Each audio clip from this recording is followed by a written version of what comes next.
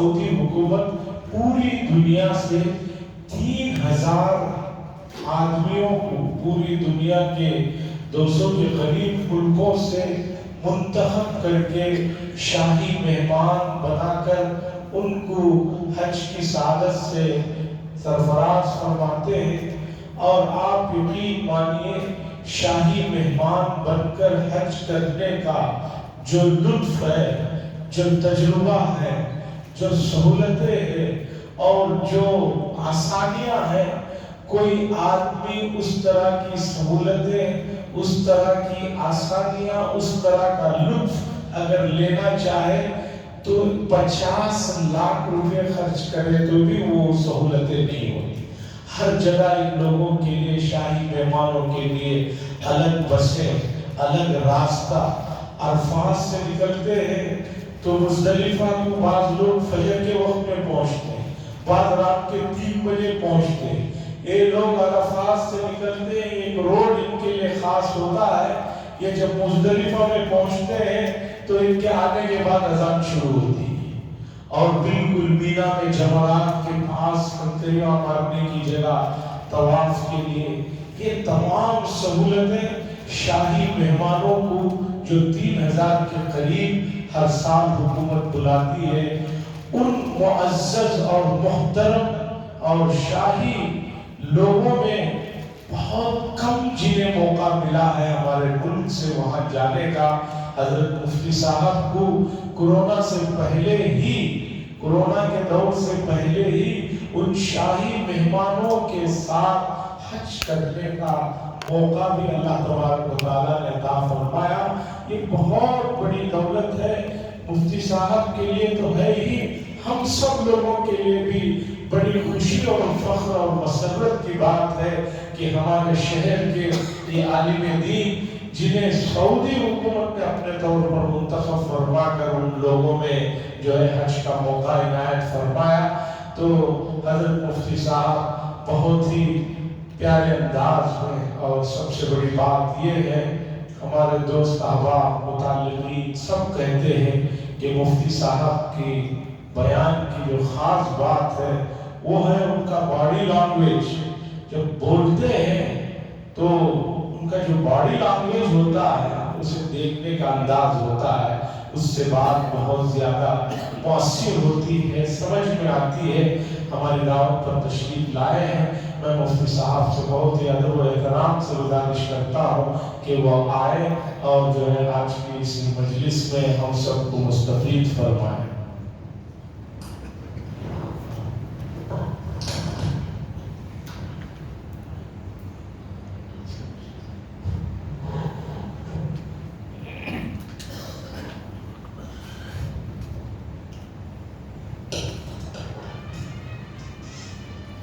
Phone جنہیں بند نہیں کرنا تھا وہ کسی کو دیتے ہیں، بند کر کے دے دیں گے، یہ بڑا مسئلہ ہے۔ بہت سارے احباب بڑے فون رکھتے ہیں، ان کو بند کرنا نہیں آتا اور بیٹری بھی نہیں نکال سکتے، چونکہ پہلے چھوٹے فون ہوتے تھے بیٹری نکال دیا جاتا تھا، اب تو ان بلٹ ہوتا ہے۔ تو مہربانی سے بازو والے جسے جانتے ہیں ان کو دے کر اپنے فون بند کرا۔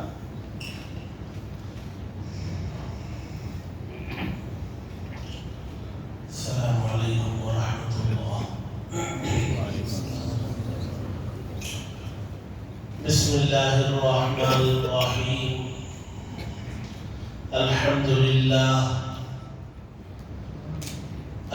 للہ رب العالمین والعاقبۃ للمتقین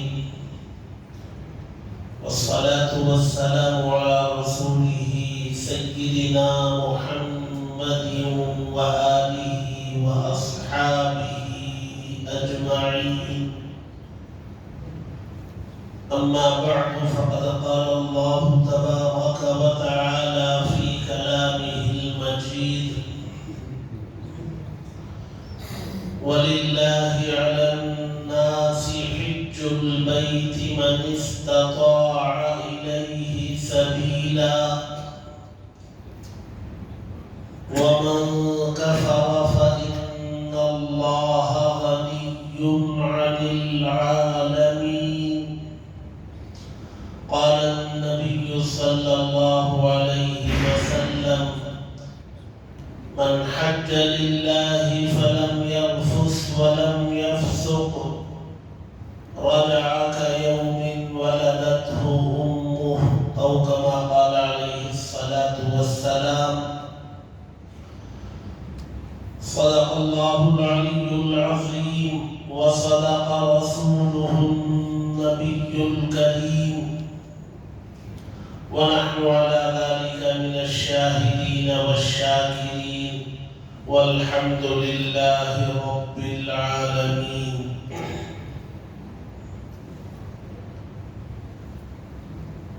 محترم حجاج کرام، مرد و خواتین، معزز حاضرین، عزیز طلبہ،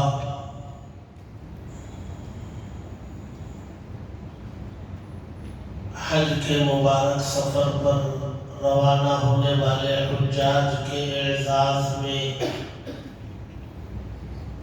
یہ اجلاس مسجد منہاج کے ٹرسٹ کی جانب سے منعقد کیا گیا ہے. اپنے محلے اور علاقے کے حجاج کو جمع کرنے کی کوشش کی گئی ہے. بتایا گیا کہ 54 حجاج کرام ہیں، 50 پر 4. اس چھوٹے سے علاقے میں اتنی بڑی تعداد کا اس سفر پر روانہ ہونا اس علاقے کی دینی و مذہبی دلچسپی کی طرف اشارہ کرتا ہے. بہرحال آپ کی اس مسجد کے امام و خطیب حضرت مولانا مفتی تاج الدین صاحب دامت برکاتہم نے لمبا چوڑا تعارف فرمایا.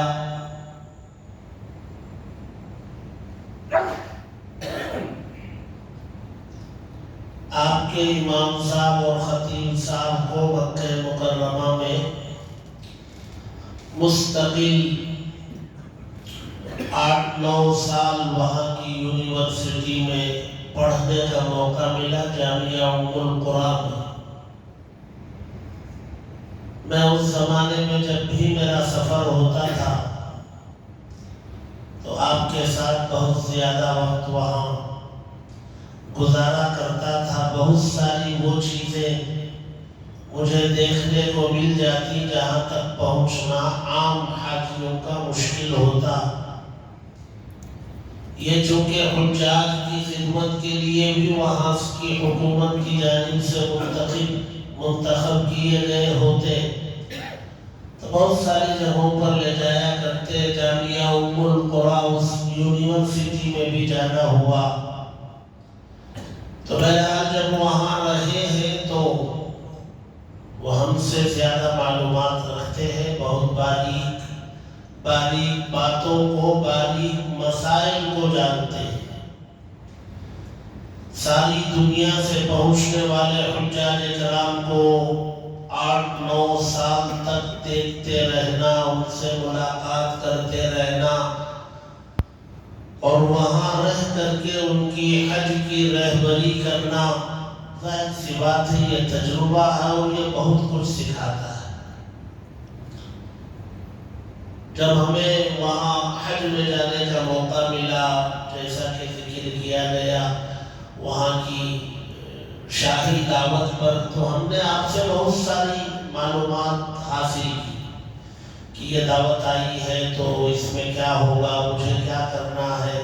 بہت ساری رہبری ہم لے کر کے گئے. تو بہرحال اللہ تبارک و تعالیٰ نے ان کو بھی بہت سارا علم عطا کیا ہے. اور حج یا دین وہ ایک ہی ہے، بدلا تو نہیں جا سکتا. یہاں میں بیٹھوں چاہے کوئی اور بیٹھے، بات تو وہی بیان ہوگی. نماز کوئی بھی پڑھائے الحمدللہ الحمدللہ رب العالمین الرحمن الرحیم یہی تو پڑھا جائے گا، کچھ اور تو پڑھا نہیں جائے گا۔ دین کی بات بتانی ہو کوئی بھی بیٹھے وہی بات بتائیں گے، بدلی ہوئی بات تو بتائی نہیں جا سکتی۔ 1400 سال پہلے اللہ کے نبی نے جو دین پیش کر دیا اس پر سیل لگ گئی، الیوم اکملت لکم دینکم، سیل لگ گئی، مکمل ہو گیا دین، کوئی چیز کمی نہیں کی جا سکتی، کوئی چیز اضافہ نہیں کی جا سکتی، دین ہی پیش کیا جاتا ہے۔ بعض لوگ نئی نئی چیزوں کے دریافت میں لگتے ہیں، ان کو کچھ نیا چاہیے، تو ظاہر سی بات ہے نیا تلاش کرنے والے گمراہی کے راستے پر چلتے ہیں۔ ہمارے لیے کامیابی وہ 1400 سال پیچھے والے راستے میں، آگے والے راستے میں نہیں ہے۔ بہت سارے لوگ نئے ناموں کی تلاش میں ایسے ایسے نام رکھ دیتے اپنے بچوں کے، اس کے کچھ معنی نہیں ہوتے، نیٹ سے تلاش لیتے ہیں اور تلاش کے بالکل نیا چاہیے ان کو، کہاں سے لایا جائے گا نیا؟ بعض لوگ انبیاء کے ناموں کے بارے میں کہہ لیتے ہیں یہ تو بہت پرانے ہیں، تعبیر غلط ہے، پھر قرآن بھی پرانا ہو گیا، نعوذ باللہ۔ بہرحال باتیں وہی پیش کی جائیں گی۔ حج اسلام کا 5واں رکن ہے، بہت بڑی عبادت ہے۔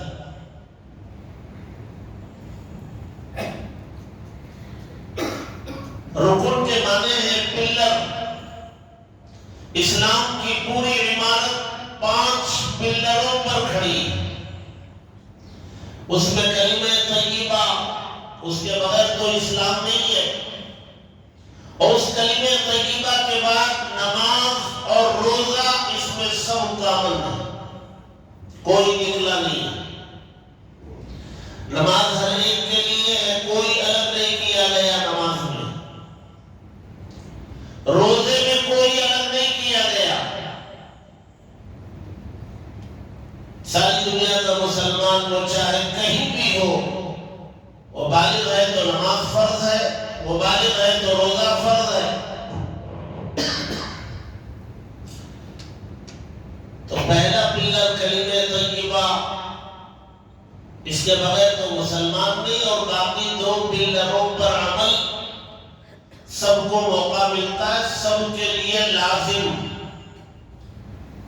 چوتھے پلر میں آپ آئیں گے زکوٰۃ میں، اللہ تبارک و تعالیٰ چھانٹ دیتے ہیں، ہر ایک کو عمل کا موقع نہیں ہے چوتھے پلر پر۔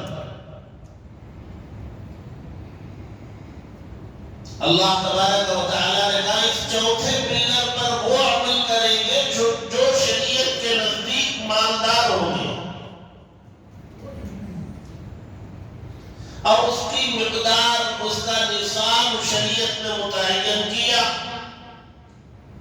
شریعت نے کہا اتنا جس کے پاس ہے وہ مالدار،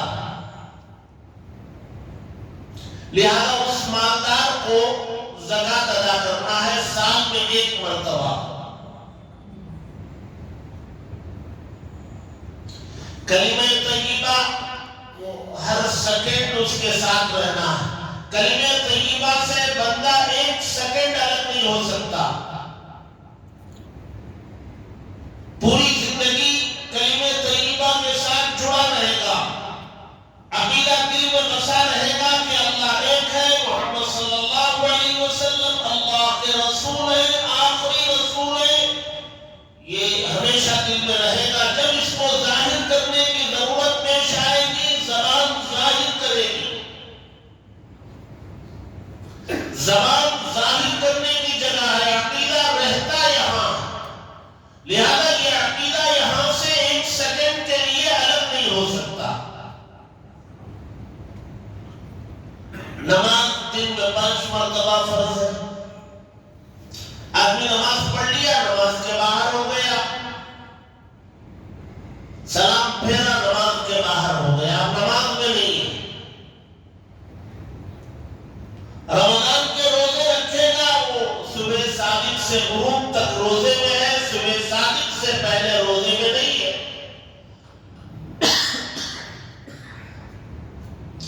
اور غروب آفتاب کے بعد روزے میں نہیں.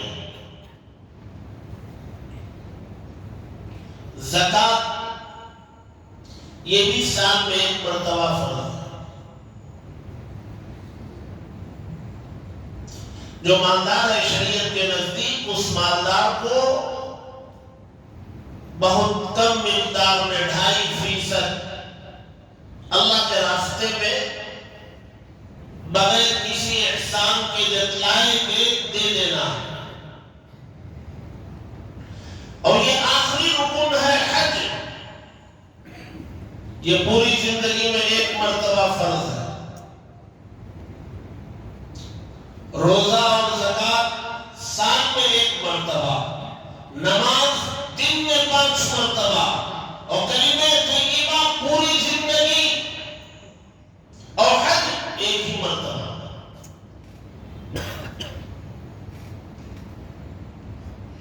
ایک ہی مرتبہ اس کو فرض قرار دیا گیا. ہمارے نبی صلی اللہ علیہ وسلم نے بھی ایک ہی مرتبہ حج ادا فرمایا. 2 مرتبہ نہیں، ایک ہی مرتبہ. مجھے تھوڑا پانی دے.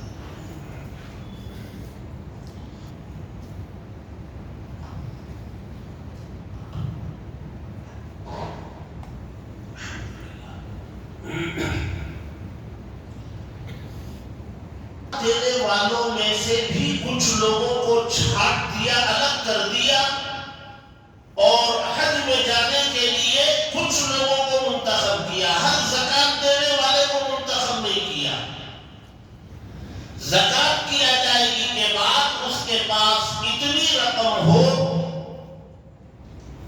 کہ وہ سالت کے حقوق ادا کرے اور حج بیت اللہ کے سفر میں جائے، وہاں اپنا خرچ کرے، قیام طعام کا خرچ ہو، واپسی کا خرچ ہو، غیر حاضری میں جن کے حقوق اس کے ذمے، ان تمام کا خرچ اس کے پاس موجود ہو.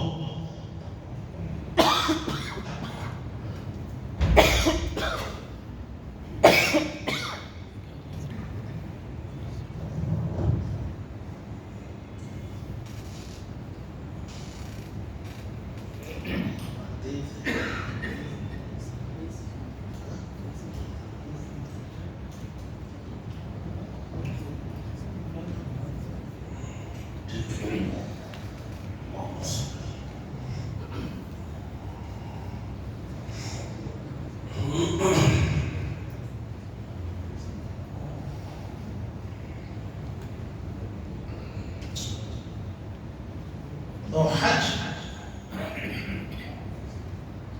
ہر زکات دینے والے پر فرض ہے. ساروں کے حقوق ادا کر دے، اور وہ پیسہ موجود ہو، اور اپنی غیر حاضری میں جن کے حقوق اس کے ذمے ہیں وہ سب ادا کرنے کی رقم موجود ہو، اس پر حج فرض ہے. لہذا اگر کسی کو قرض دینا ہے تو حج میں نہیں جانا چاہیے، پہلے قرض ادا کرنا چاہیے، اور قرض ادا کر دینے کے بعد اگر اتنی رقم بچتی ہے تو حج فرض ہے. بہت سارے لوگ قرض میں ڈوبے ہوئے رہتے ہیں، حج میں جاتے ہیں.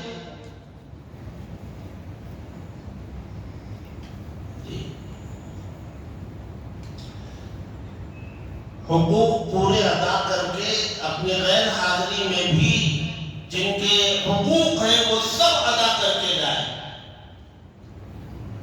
آدمی اللہ تبارک و تعالیٰ کی ذات پر توکل کر کے سفر پہ نہیں نکلے گا.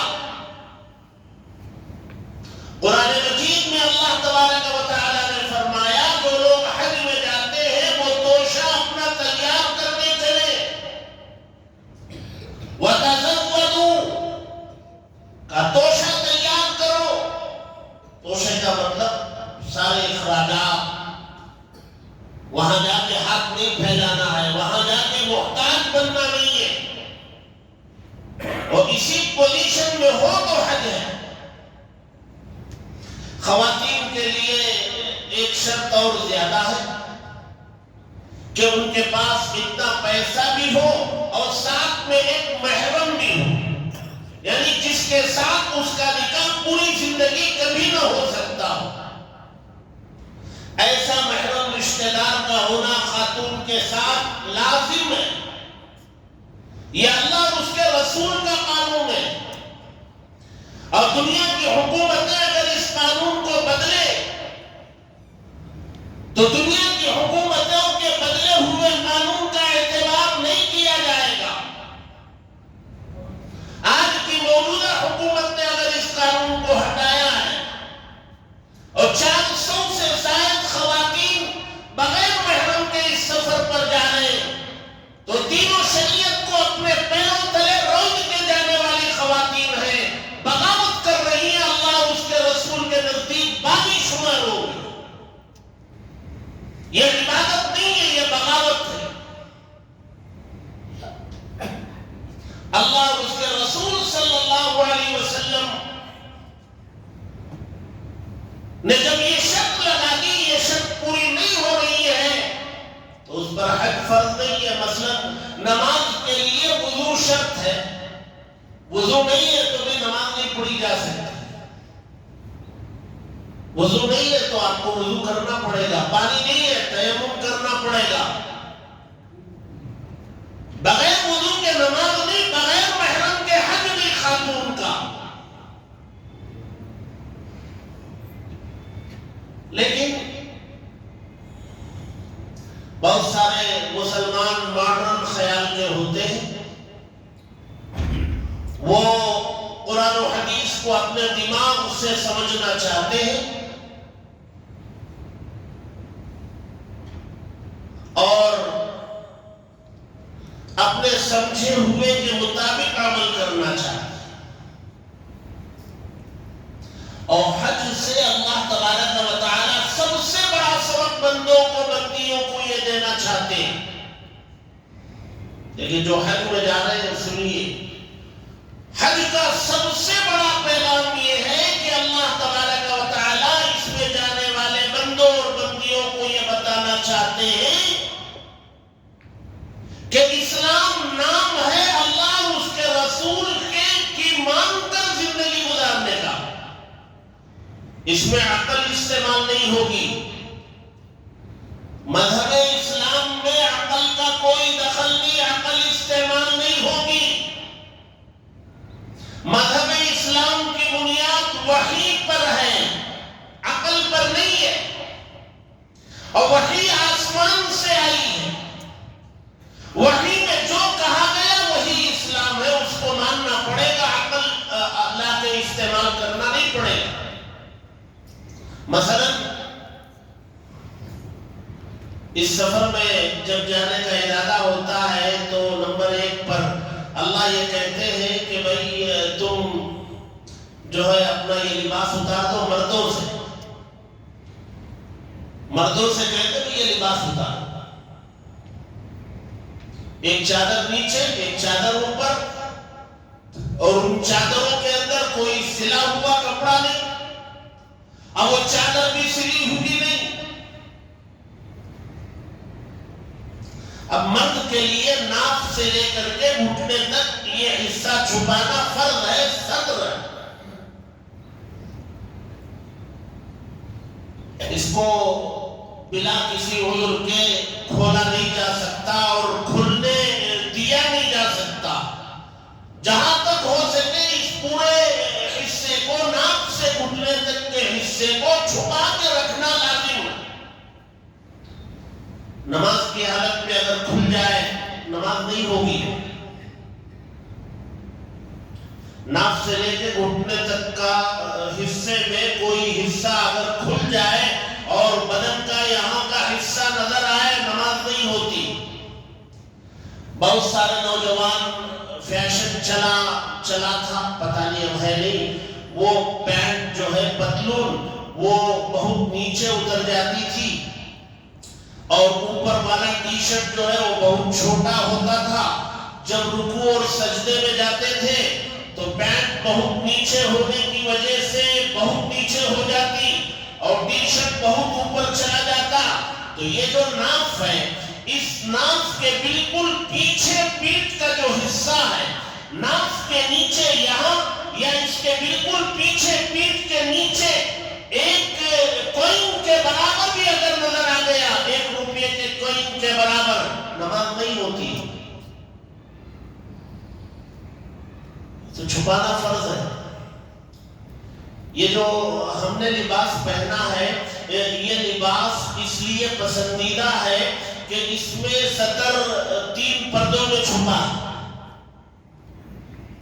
یہ پسندیدہ اس لیے ہے کہ اس میں سطر 3 پردوں میں ہے۔ جیسے ماں کے پیٹ میں پلنے والا بچہ 3 پردوں میں ہے۔ ایک تو بچے کے اوپر لگا ہوا وہ جھلی ہے جس کو کاٹ کے بچے کو باہر نکالا جاتا ہے، پھر ماں کی وہ تھیلی ہے جس کو مادر رحم کہتے ہیں، پھر اس کے بعد یہ ظاہری چمڑا ہے۔ 3 پردوں میں ماں کے پیٹ میں وہ بچہ ہے۔ یہ لباس اس لیے پسندیدہ ہے کہ سطر 3 پردوں میں، پیجامے کے اندر جو ہے انڈر ویئر، پھر پیجامہ، پھر اس کے اوپر کرتا، ناک سے لے کے گھٹنے کے نیچے تک ہے، اس لیے یہ پسندیدہ۔ اس میں سطر کھلنے کا امکان کم ہے، اگر کبھی کسی موقع پر پینٹ پیجامہ کہیں سے پھٹ بھی جائے تو اوپر کا کرتا اس کو کور کر لیتا ہے۔ لیکن اللہ تبارک و تعالیٰ فرماتے ہیں کہ بھائی یہ نکالو۔ اب کوئی اللہ کا بندہ کہے کہ اس میں تو سطر کھل جائے گا، ہمیں لنگی پہننے ہی کی عادت نہیں، اور جب لنگی پہننا ہی ہے تو وہی سلی ہوئی پہنتے، تو کم از کم وہ کھلتی نہیں، یہ تو چلتے ہوئے بھی کچھ حصہ دکھ سکتا ہے، ہوا بہت تیز چلے تو اڑ جا سکتی ہے، نیند کی حالت میں پتہ نہیں صورتحال کیا بنے گی۔ شریعت اللہ کہتے ہیں کہ عقل استعمال کر رہا ہے، عقل استعمال کر رہا، ہم نے کہا یہ لباس نکالو، نکال دینا چاہیے۔ عقل کیوں استعمال کر رہا ہے؟ اس میں ہوا چلے گی، یہ اڑے گی، یہ دکھے گا، وہ ہوگا۔ پہلا سبق ہی یہ ہے، اسلام نام ہے مانو۔ اچھا، مردوں سے یہ کہا گیا ہم لوگ جوتا بھی نہیں پہن سکتے، ہم سے کہا گیا کہ بھئی وہ آپ کا جو ہے قدم میں جو اوپر والی ہڈی ہے وہ کھلی رہنا ہے، ایک چادر نیچے باندھ لو، ایک چادر اوپر اوڑھ لو، کونگی نہیں کرو گے، صابن نہیں استعمال کرو گے، دھول اڑی ہٹی بس وضو کر لو، ہلکے سے پانی ڈالو، داڑھی ہے تو بال نہ نکلے۔ اب روزانہ نہانے والا ایک چادر اوپر اوڑھ لیا ہے، اندر بنیان نہیں ہے، تو پسینہ نکلتا ہے تو بغل میں ہاتھ کا حصہ جب یہاں لگتا ہے تو وہ پسینے کی وجہ سے عجیب و غریب بے چینی ہے، لیکن پہن نہیں سکتا۔ عورت کو سمجھایا گیا کہ تمہارا سطر کیا ہے؟ تمہارا سطر سر کے بال سے پیر کے ناخن تک پورے بدن کو چھپانا تمہارا سطر ہے۔ چہرہ یہ اس پر کپڑا نہیں لگنا ہے، قدم کھلے رکھ سکتے، یہ ہاتھ کھلے رہ سکتے ہیں، اور پیروں کے قدم خواتین کے کھلے رہ سکتے ہیں، لیکن وہ اگر ساکس پہننا چاہے اس کو اجازت دی گئی، ہمیں نہیں ہے اجازت، اس کو اجازت دی گئی، ساکس پہننا چاہتے ہو تو پہن لو، ہاتھ میں دستانے پہننا چاہتے ہو تو پہن لو، پیشانی کے بالوں سے لے کر کے یہ تھوڑی کے نیچے تک سر کے سارے بال، پورے بدن کا حصہ تمہارا چھپا ہوا ہونا چاہیے، چہرے پر کپڑا نہ لگے۔ ہمارے نبی صلی اللہ علیہ وسلم کے زمانے میں جب حج ہوا تھا بہت کم لوگ حج کرتے تھے. ٹھیک، ایک آدمی گزرتا تھا، 1-1.5 گھنٹے کے بعد پھر کوئی آدمی گزرتا تھا. حضرت عائشہ رضی اللہ تعالی عنہ فرماتی تھی ہم اللہ کے نبی کے قافلے میں تھے، ساتھ چلتے تھے سواری پر، اور چہرہ کھلا ہوا ہوتا تھا.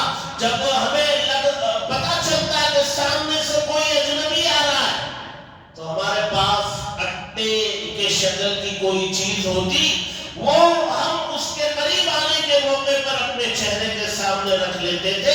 وہ گزر جاتا تھا تو یہ ہٹا لیتے تھے. تو معلوم یہ ہوا کہ وہ چہرہ بھی اجنبیوں کے سامنے کھلنا نہیں چاہیے. یہ اسلام سمجھایا جا رہا ہے مردوں کو الگ، عورتوں کو الگ. مردوں کو بتایا گیا کہ تمہیں 2 چادر پہننی ہے، تمہارا سر کھلا رہے گا، تمہارا چہرہ کھلا رہے گا، ٹوپی سر پر نہیں ہوگی، پیروں میں ساکس نہیں پہن سکو گے، سلا ہوا کوئی کپڑا نہیں پہن سکو گے. اور خواتین سے کہا جا رہا پورے وجود کو چھپاؤ. حج میں اسلام کو سمجھایا جا رہا ہے. یہ اسلام ہے. پوری زندگی خواتین کو اسی طرح پردہ کرنا. جو حج میں سکھایا جا رہا ہے وہی اسلام کا پردہ. اللہ تبارک و تعالی حج میں اسلام کو پریکٹیکلی سمجھاتے ہیں.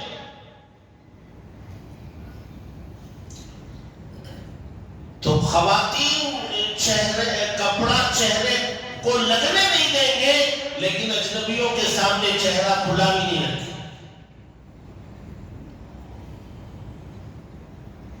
اچھا، چادر آپ نے پہن لی، چادر کا نام احرام نہیں ہے.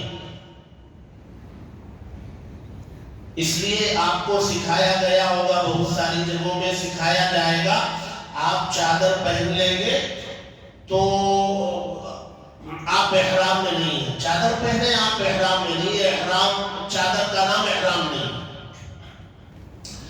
آپ وہ چادر کا کپڑا سر پہ کھینچیں گے.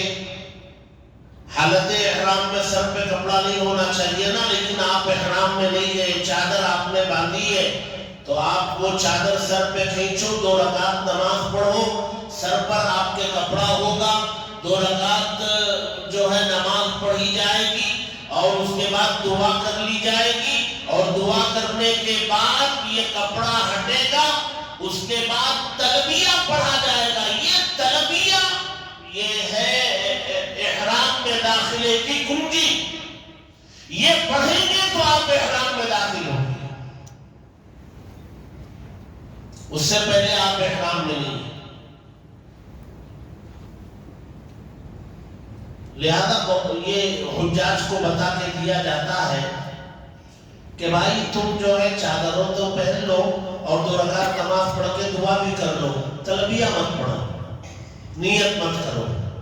جب فلیٹ پر بیٹھ جاؤ گے اور فلیٹ وقت پر ہو جائے گی تو اڑنے کے بعد آپ جو ہے نیت کر لو اور تلبیہ پڑھ لو. تلبیہ جب پڑھو گے تب احرام میں جاؤ. اور اگر خدا نہ خواستہ فلیٹ کینسل ہو گئی، فلیٹ سے اترنا پڑے، تو یہ صرف چادر آپ نے پہنی ہے، احرام میں داخل نہیں ہوئے تھے. لہذا چادروں کو نکال کے سول کپڑوں میں آنا چاہو آ سکتے. تو اصل احرام میں داخل ہونے کی جو کنجی ہے وہ تلبیہ کا پڑھنا. یہاں کہا گیا تلبیہ مرد زور سے پڑھیں گے اور خواتین آہستہ پڑھیں گے، اتنی آواز سے کہ وہ آواز صرف انہیں سنائی دے، بازو والوں کو سنائی نہ دے.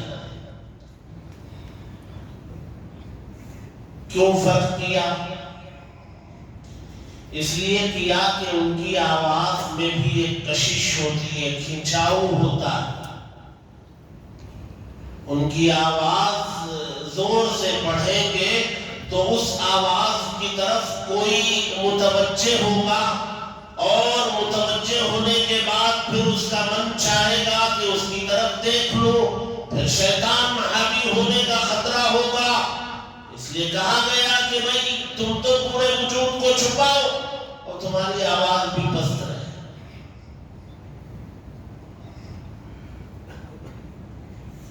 اب یہ تلبیہ جو ہے، یہ لبیک اللہم لبیک، اس میں کیا ہے؟ اس میں لبیک 4 مرتبہ ہے،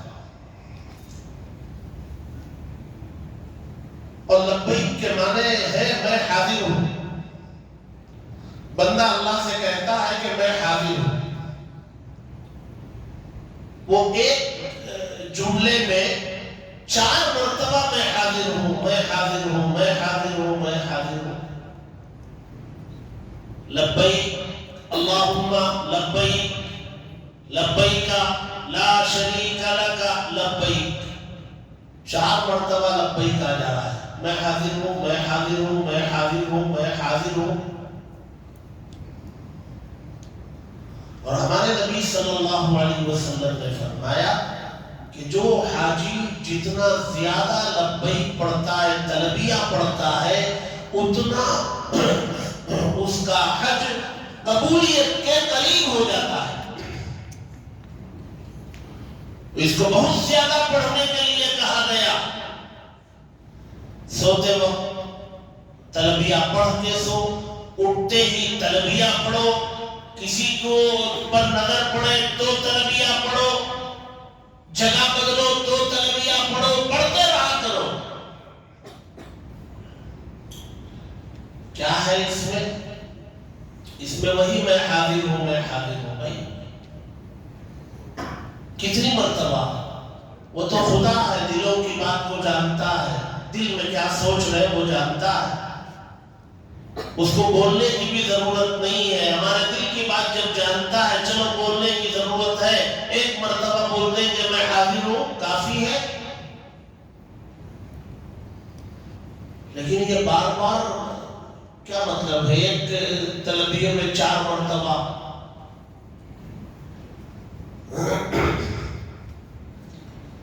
جی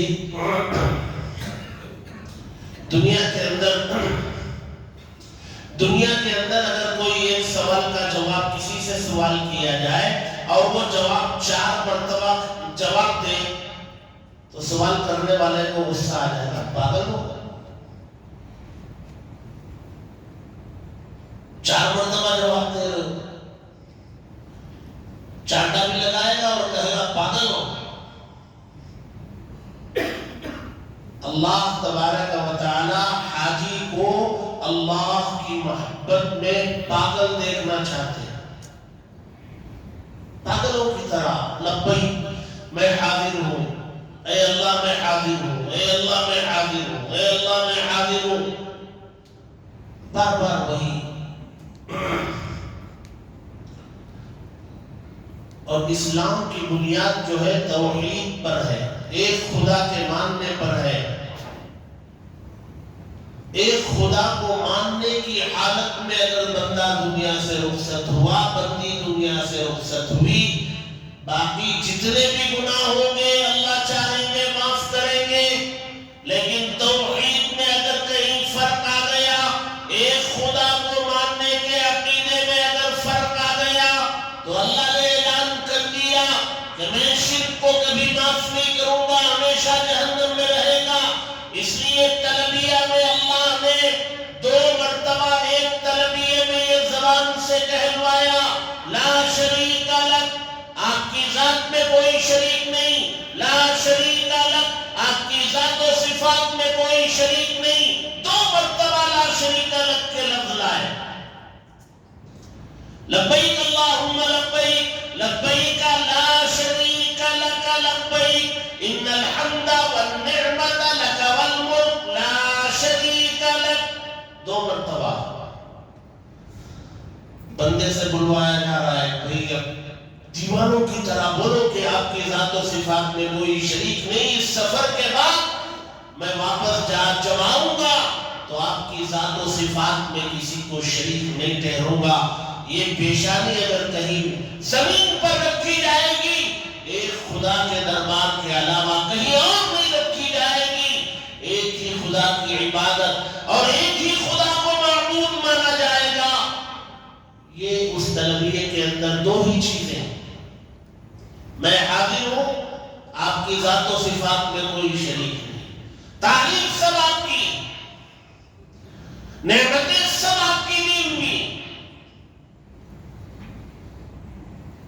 یہ تلبیہ عورتوں سے کہا گیا آہستہ پڑھو، مردوں سے کہا گیا زور سے پڑھو۔ جی احرام میں فرق کر دیا اور تلبیہ کے پڑھنے میں فرق کر دیا۔ بعض لوگ یہ سوال کرتے ہیں کہ احکامات میں مرد و عورت برابر ہوتے ہیں، ان میں فرق نہیں ہوتا۔ بہت سارے لوگ کہتے ہیں نمازوں میں بھی فرق نہیں ہوتا، حج میں تو فرق نظر آ رہا ہے، اور بھی فرق نظر آتا ہے، سعی میں بھی فرق ہے۔ میں یہ کہہ رہا تھا آپ کو، میں یہ بتا رہا تھا اسلام میں عقل کا دخل نہیں ہے، یہ وحی ہے، آسمان سے آئی ہے، اس کو ماننا ہے، چاہے وہ آپ کی سمجھ میں آئے چاہے آپ کی سمجھ میں نہ آئے۔ آپ عقل استعمال کریں گے تو آپ کا اسلام خطرے میں آ جائے گا، عقل کام نہیں کرے گی۔ کیسے کام کرے گی عقل؟ جی اتنا پیسہ خرچ کر کے یہاں سے آپ جدہ تک اور جدے سے مکہ جائیں گے اور مسجد حرام میں آپ داخل ہوں گے، تو اس مسجد حرام میں جا کر کے آپ کو کرنا کیا ہے؟ نیا کام کیا کرنا ہے؟ نماز آپ یہاں بھی پڑھتے ہیں، وہاں بھی پڑھیں گے، وہاں پہنچ کے عمرے میں یا حج میں آپ کو نیا کام کیا کرنا ہے؟ عمرے میں ایک کام یہ کرنا ہے کہ وہ جو خانہ کعبہ ہے اس کے اطراف آپ کو 7 چکر لگانا ہے۔ سوال یہ ہے کہ یہ چکر لگانا عبادت کیسے؟ بھئی یہ عبادت سمجھ میں آ رہا ہے، ہماری پوری توجہ ہے، اللہ ہمیں یہ ہے، اللہ مجھے دیکھ رہا ہے یا میں اللہ کو دیکھ رہا ہوں، جی وہ نماز پڑھ رہا ہوں، میری توجہ پوری نماز میں ہے، سلام پھیرنے تک میں نماز ہوں، عبادت سمجھ میں آ رہا ہے، روزہ سمجھ میں آ رہا ہے، صبح صادق سے غروب تک کھانے پینے اور خواہشات کے پورا کرنے سے رکا ہوا، لیکن یہ چکر کاٹنا اس میں کیا ہے؟ یہ نہیں سمجھ میں آ رہا ہے۔ کہا گیا پھر تم عقل استعمال کرنا تم نے شروع کر دیا۔ اچھا وہ طواف میں جو ہے فرق کر دیا کہ پہلے کے 3 چکر مرد جو ہے اکڑ کے چلو اور باقی کے 4 چکر جو ہے وہ نارمل چلو۔ یہ اکڑ کے چلنا 3 چکر یہ کیا ہے؟ جی حالانکہ اللہ قرآن میں کہتے ہیں کہ زمین پہ اکڑ کے مت چلو، وَلَا تَمْشِ فِي الْأَرْضِ مَرَحًا، قرآن میں صاف کہتے ہیں اکڑ کے مت چلو، عاجزی کی چال چلو، لیکن طواف میں کہتے ہیں بھی 3 چکر اکڑ کے چلو اور 4 چکر نارمل چلو، مردوں کو صرف۔ اب یہ سمجھ میں نہیں آیا۔ اللہ کے نبی صلی اللہ علیہ وسلم نے اپنے زمانے میں صحابہ سے کہا تھا، وہ پہاڑوں پر سے دشمن دیکھ رہے تھے تو ان کو جو ہے یہ بتانا تھا کہ صحابہ کمزور نہیں ہے، پورے طاقتور ہیں، موقع پڑے گا تو جی جان سے جہاد کریں گے، یہ بتانا تھا۔ اس لیے نبی نے کہا بھی اکڑ کے چلو، وہ ضرورت تھی، اللہ کے نبی نے بتایا تھا، چلا گیا تھا۔ لیکن آج تو ہمیں کوئی ضرورت نہیں ہے، وہ طواف جو ہے وہ عمرے کا اہم ترین رکن ہے۔ 7 چکر ہو گئے آپ کے، وہ حجر اسود سے شروع ہوتا ہے۔ آپ کو اگر بوسے کا موقع ملا ٹھیک ہے، نہیں تو اس کا استقبال کیا جائے گا، اس کی طرف ہاتھ بتا کر کے اس کو بوسہ دیا جائے گا اور پھر طواف شروع کر دیا جائے گا. ایک چکر وہیں آ کر کے پورا ہوگا. یہ 7 چکر پورے ہوں گے تو آپ زمزم پیئیں گے, پھر 2 رکعت نماز پڑھیں گے, پھر آپ چلے جائیں گے صفا مروہ کے درمیان سعی کریں گے. یہ سعی کیا ہے؟ یہ صفا سے مروہ کی تک جانا ہے, مروہ سے صفا تک آنا ہے. یہ صفا سے مروہ تک جانا ایک چکر ہے, مروہ سے واپس آنا دوسرا چکر ہے. چاہیے طواف جو ہے نا, یہ اللہ نے آسمان سے حکم دیا کہ تم طواف کرو. آسمان سے حکم آیا وَلْيَطَّوَّفُوا بِالْبَيْتِ الْعَتِيقِ, قرآن میں کہا. لیکن یہ سعی جو ہے نا, یہ اللہ نے حکم نہیں دیا, یہ اللہ کی بندیوں میں کسی بندی نے اس کی اپنی ضرورت کے لیے اس پہاڑ سے اس پہاڑ تک, اس پہاڑ سے اس پہاڑ تک اس کو ضرورت تھی پانی کی, اس کا بچہ پیاس سے بلبلا رہا تھا, اس کے پاس کوئی کھانے پینے کا سامان نہیں تھا, وہ پہاڑ کی بلندی پر چڑھ کے دیکھتی تھی کہ دور کہیں کوئی پرندہ نظر آتا ہے کیا. پرندہ نظر آنا اس بات کی علامت ہوتی کہ وہاں کچھ لوگ ہوں گے یا پانی ہوگا. وہ پرندوں کو پانی کی علامات اثرات کو دیکھنے کے لیے چڑھتی تھی, پھر نظر نہیں آتا تھا تو اترتی تھی, اور ادھر مروہ پر جاتی تھی, ادھر اوپر چڑھ کے دیکھتی تھی, پانی نظر نہیں آتا تھا, پھر ادھر آتی تھی. اس کو پانی کی ضرورت تھی, وہ چکر لگاتی تھی. وہ تو اللہ نے آسمان سے تو حکم نازل نہیں کیا, لیکن اس اللہ کی بندی کا وہ عمل اللہ کو اتنا پسند آیا, اتنا پسند آیا کہ اللہ نے کہا کہ میری اس بندی کے عمل کو میں عبادت بنا دوں گا, اور قیامت تک آنے والے ہر مرد و عورت کے لیے لازم کر دوں گا کہ میری اس بندی کے اس عمل کی وہ عمل کرے.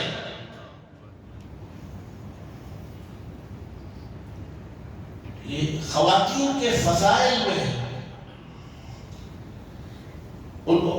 ایک خاتون کے عمل کو اللہ نے اتنا پسند کر لیا, عبادت بنا دیا.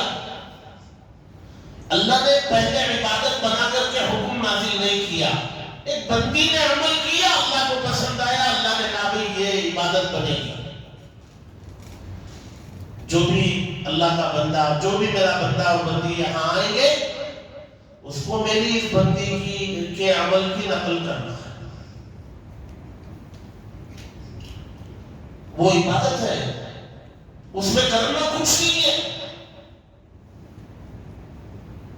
پہلا کام عمرے میں طواف, یہ خانہ کعبہ کا چکر لگانا, 2 رکعت واجب الطواف پڑھنا ہے. دوسرا کام کیا کرنا ہے؟ صفا مروہ کے درمیان 7 چکر لگانا ہے. یہاں بھی چکر لگانا ہے 7, وہاں بھی 7 چکر لگانا ہے. اسی کا نام عمرہ. اور ایک بات ہے,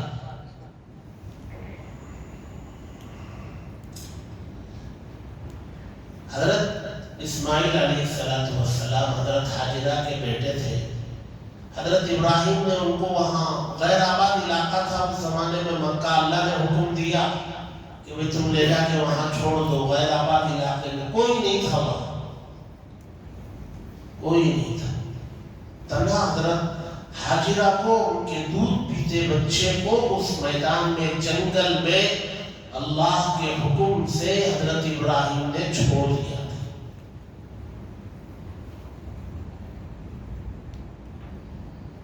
تھوڑا کھانے پینے کا سامان تھا, جب تک وہ سامان تھا وہ کھاتی تھی, اور کھانے کی وجہ سے دودھ بنتا تھا, وہ بچہ پیا کرتا تھا. جب کھانے پینے کا سامان ختم ہو گیا تو دودھ بننا بند ہو گیا, بچے کو دودھ نہیں. تو ماں تو صبر کر رہی تھی، بچہ تو نہیں صبر کرے گا، وہ روئے گا، بلبلائے گا. تو اس کو مطاف میں جب آپ حجر اسود سے طواف شروع کریں گے، کچھ آگے بڑھیں گے تو وہیں نیچے زمزم کا کنواں.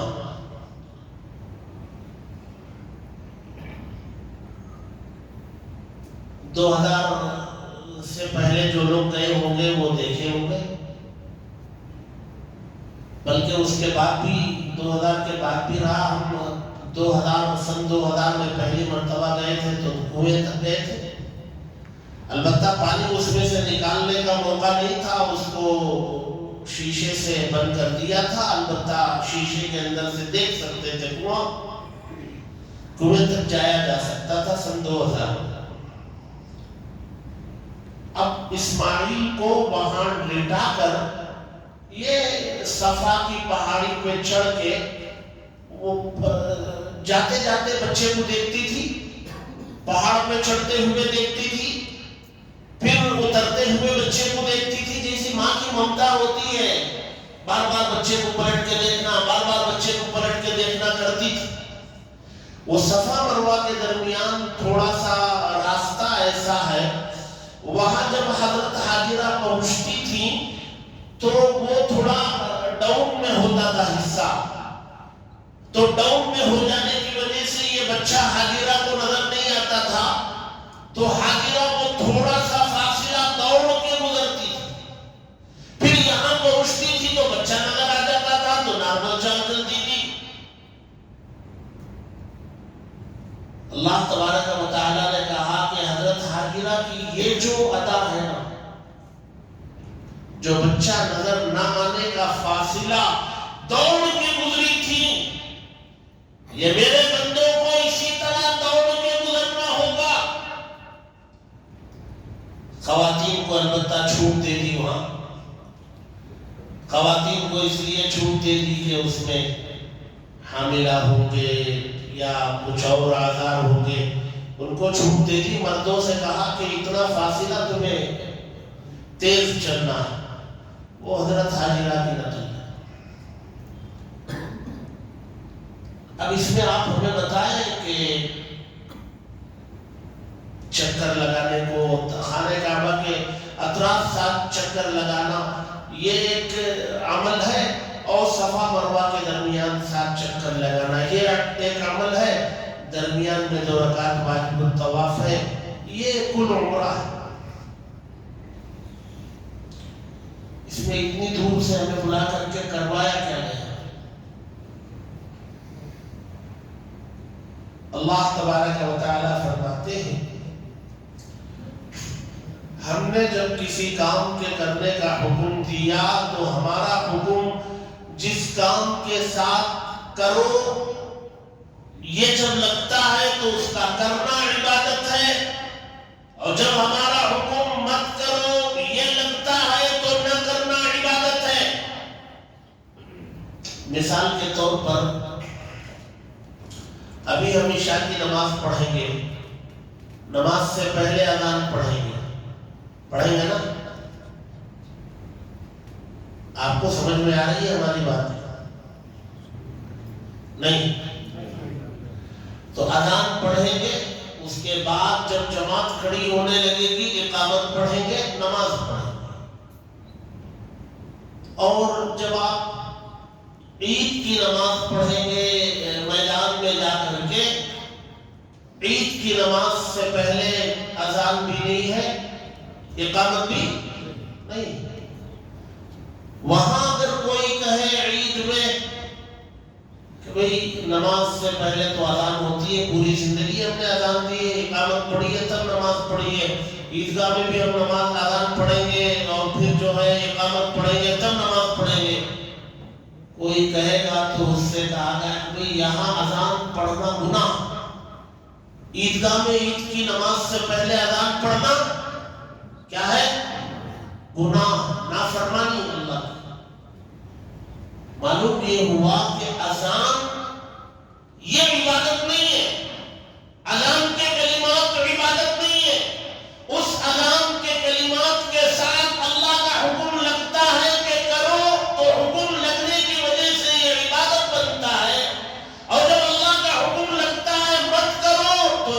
نہ کرنا عبادت ہے۔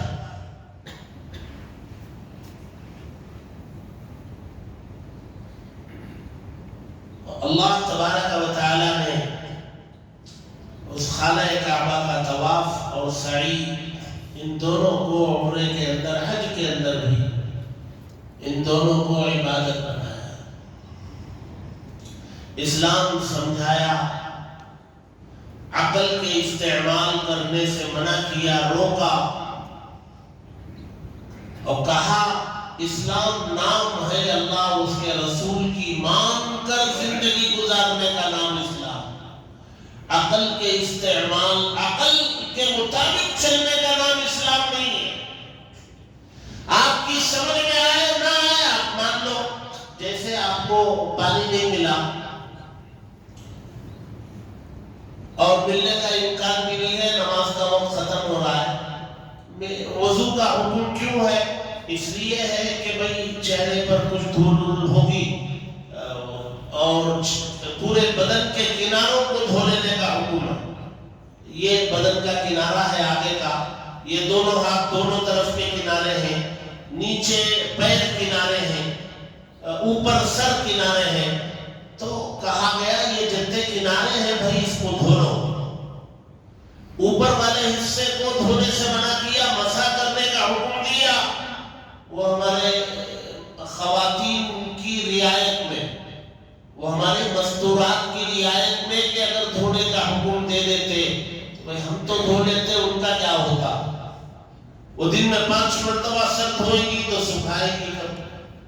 اس لیے ان کی رعایت میں کہا نہیں، سر کا تو مسح ہی ہے، باقی چہرہ آگے کا کنارہ، دونوں ہاتھ دونوں طرف کے کنارے، دونوں قدم نیچے کے کنارے، اس کو دھو لو۔ یہ عام طور سے کھلے بھی رہتے ہیں، دھول ہوگی تو یہ پاک ہو جائے گی اور اس سے ایک بشاشت آ جائے گی، پھر نماز پڑھنا ٹھیک ہے۔ لیکن اگر پانی نہیں ملا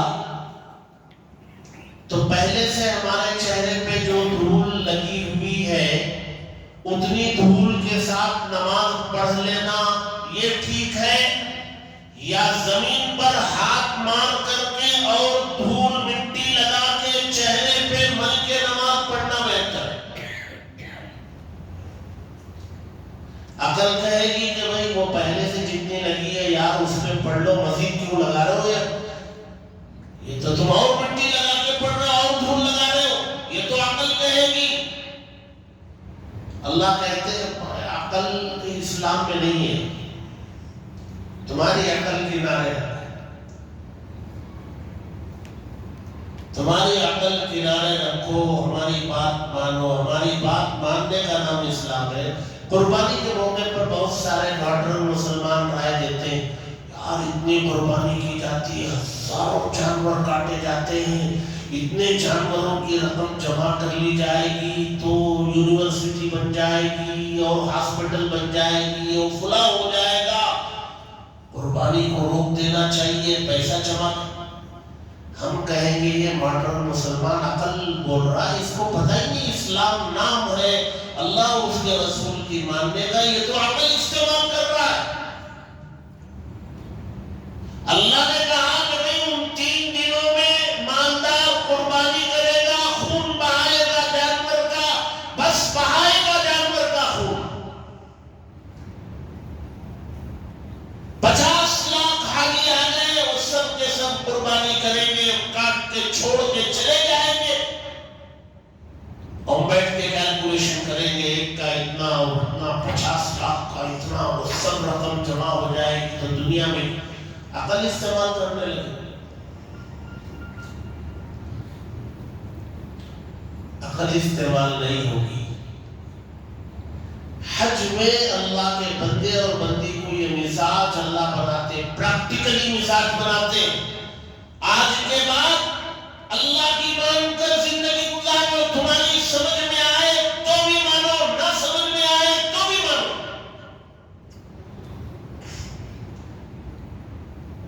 مرد کو سونے کا سونا نہیں پہننا ہے، نہیں پہننا ہے، ٹھیک، سونے کی انگوٹھی مرد نہیں پہننا ہے، نہیں پہننا ہے۔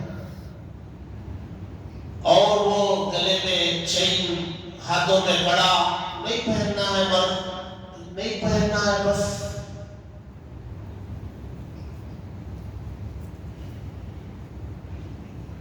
جو سود نہیں لینا ہے، سود کے بغیر کاروبار کیسے کریں گے؟ تمہاری عقل بول رہی ہے۔ اگر سود کے بغیر کاروبار نہیں ہو سکتا تو آپ سے عقل اللہ کی کم ہے کہ اللہ نے اس کو حرام کر دیا، نعوذ باللہ۔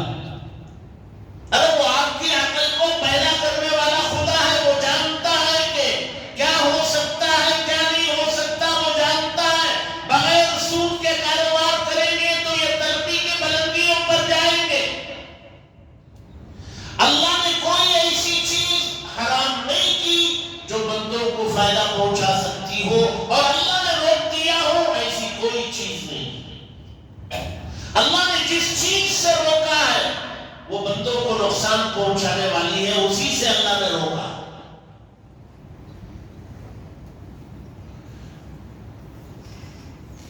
یہ حج جو ہے اللہ تبارک و تعالی توحید میں پکا کرتا ہے بندے اور بندی کو، اور اللہ کی مان کر زندگی گزارنے کا مزاج بناتا ہے،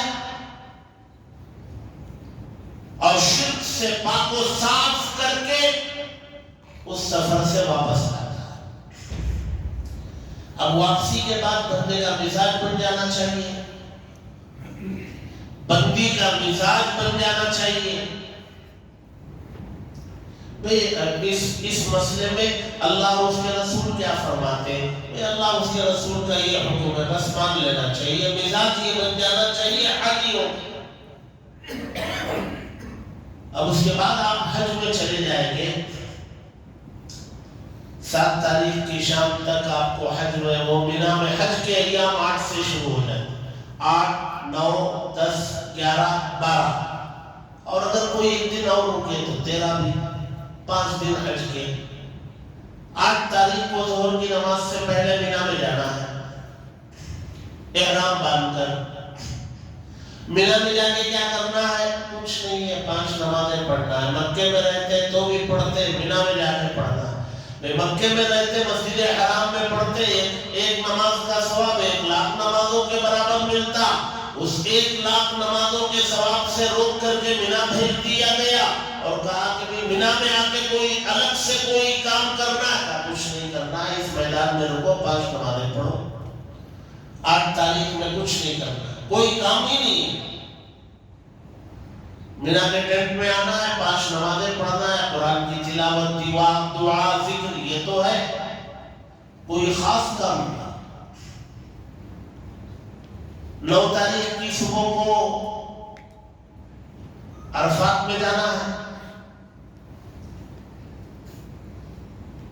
زوال سے پہلے پہنچ جانا ہے۔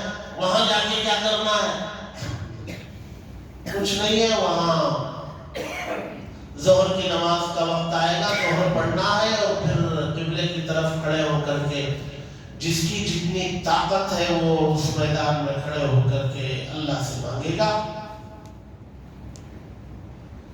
جتنی طاقت ہے، جتنی دیر کھڑے ہو سکتے ہو۔ تھک جاؤ گے تو بیٹھ جاؤ، تھوڑا چائے وائے پی لو، پانی پی لو، پھر کھڑے ہو جاؤ، مانگو۔ عصر کا وقت آئے گا، عصر پڑھ لو، پھر مانگتے رہو یہاں تک کہ سورج غروب ہو جائے۔ کوئی خاص کام کوئی نہیں، وہ صبح زوال سے لے کر کے غروب تک وہاں عرفہ کے میدان میں رہنا ہے، اور جتنی دیر ہو سکتا ہے اللہ سے مانگتا ہے، دعا کرنا ہے۔ سورج غروب ہو گیا تو کون سی نماز آتی ہے؟ کون سی بھائی؟ مغرب کی۔ ساری زندگی ہم سورج غروب ہوتی مغرب کی اذان ہوتی ہے، اور اذان کے بعد تھوڑا سا بھی وقت نہیں دیا جاتا، اذان ختم ہوئی جماعت کھڑی ہو جاتی ہے مغرب کی۔ لیکن اس دن اللہ نے کہا عرفے کے میدان سے سورج غروب ہو گیا، اذان بھی نہیں ہوگی، نماز بھی نہیں ہوگی۔ بغیر اذان اور نماز کے عرفے کے میدان سے نکلو اور مزدلفہ میں پہنچو۔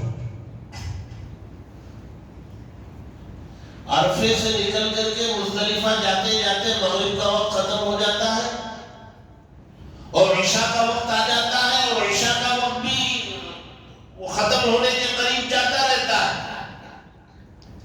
کوئی 12 بجے مزدلفہ پہنچ رہا ہے، کوئی 1 بجے پہنچ رہا ہے رات میں۔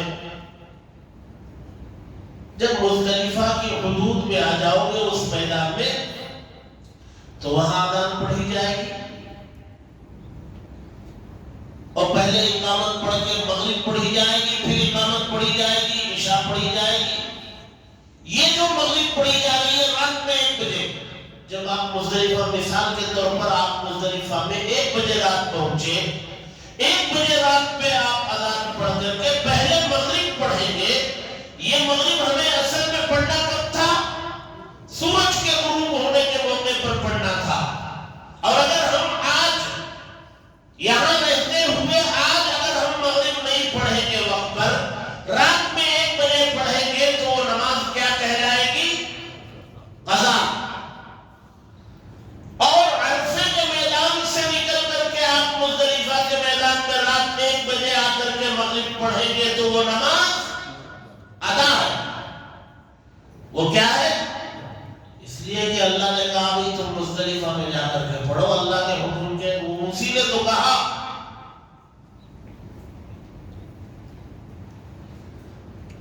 اچھا مزدلفہ میں جا کے کیا کرنا ہے؟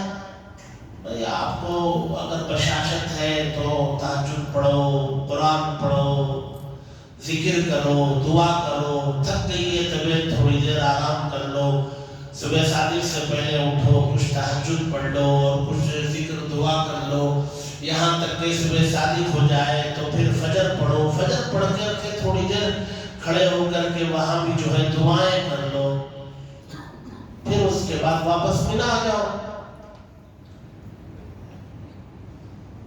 خاص کام کوئی بھی نہیں کیا گیا، مینا میں 5 نمازیں پڑھی گئی، عرفات میں قیام کیا گیا، دعائیں کی گئی، مزدلفہ میں پہنچ کر کے مغرب و عشاء پڑھی گئی، اور رات میں عبادت اپنے اپنے طور پر کوئی خاص کام نہیں، جس کو جو ہو سکتا ہے عبادت کر لی گئی۔ فجر پڑھ کر کے تھوڑی دیر قیام ہوا، دعا ہوئی، واپس مینا آ گئے۔ اب مینا میں آ کر کے کرنا کیا ہے؟ وہاں وہ جو رمی جمرات ہے، شیطان کو کنکری مارنے کا جو عمل ہے، وہ 10 تاریخ کو جب آپ مزدلفہ سے مینا آئیں گے تو وہاں پہلے بڑا شیطان ہے، پھر درمیان، پھر چھوٹا والا، یہ 10 تاریخ کو صرف بڑے شیطان کی رمی کریں، 7 کنکریاں ماریں گے۔ اب ہمیں یہ بتاؤ، یہ چھوٹی چھوٹی کنکریاں جو ہم وہاں مزدلفہ سے چن لیتے ہیں، وہ لے آ کر کے 10 تاریخ کی صبح میں وہ ایک پلر کے جیسا بنا ہوا ہے، پہلے بہت چھوٹا پلر تھا، پھر وہ بڑا ہونے لگا، اب وہ بہت بڑی دیوار کی طرح بنا دیے۔ حجاج بڑھ گئے تو انہوں نے یہ کیا، اب وہ چھوٹی کنکری لے کر کے 7 مرتبہ 7 کنکریاں اس علامت کو پھینک کے مارنا ہے۔ جی یہاں ہم مسجد کے باہر کسی میدان میں یا کسی کھلی جگہ میں کچھ چھوٹی چھوٹی کنکریاں لے کر کے کسی دیوار کو ایسا مارنے لگیں گے تو دیکھنے والا بولے گا پاگل ہو گیا، اس کو ایڈمٹ کرو نماز۔ کام ہی ویسا ہے، لیکن اللہ نے وہاں اس کو عبادت بنا دیا۔ آپ سے کہا یہ کرنا ہے، بس کرنا ہے، یہ نہیں کہا جائے گا کہ یہ کون سی عبادت ہے، آپ کی عقل میں نہیں آ رہی ہے تو عقل کیوں استعمال کرو۔ اللہ نے کہا کہ 10 تاریخ کو آؤ، یہ نقل ہے حضرت ابراہیم و اسماعیل کی نقل ہے، کرو یار بس کرو. وہ بڑے شیطان کی رمی کرنی ہے، پھر اس کے بعد قربانی کرنی ہے. اگر پہلے دن موقع ملا آپ کو، تھکے نہ ہو، خود جا کر کے کر سکتے ہو، منحر میں کر سکتے ہیں، تھوڑی ہمت کی ضرورت ہے. خواتین کو ٹیکٹ پہنچا کے مر چلے جائے، خود قربانی کرے، جانور خریدے، خود قربانی کرے. جب وہ قربانی ہو جائے گی اس کے بعد آپ حلق کریں، بال نکالیں. بال آپ نکالیں گے آپ احرام سے نکلیں گے، آپ غسل کر لیجئے، سول کپڑے پہن لیجئے. یہ 10 تاریخ ہے. 11 تاریخ، اب پھر اس کے بعد آپ کو مینا میں رہنا ہے، اپنے اپنے اوقات پہ نماز پڑھنا ہے، ذکر دعا تلاوت جو آپ کر سکتے ہیں وہ کریں. جب 11 تاریخ آئے گی تو آپ کو اس دن تینوں شیطانوں کی رمی کرنی ہے، تینوں شیطانوں کو کنکری مارنی ہے. وہی ایک کام ہے. باقی اپنے اوقات پر نماز پڑھیں گے، ذکر تلاوت جو آپ کر سکتے ہیں وہ کریں گے.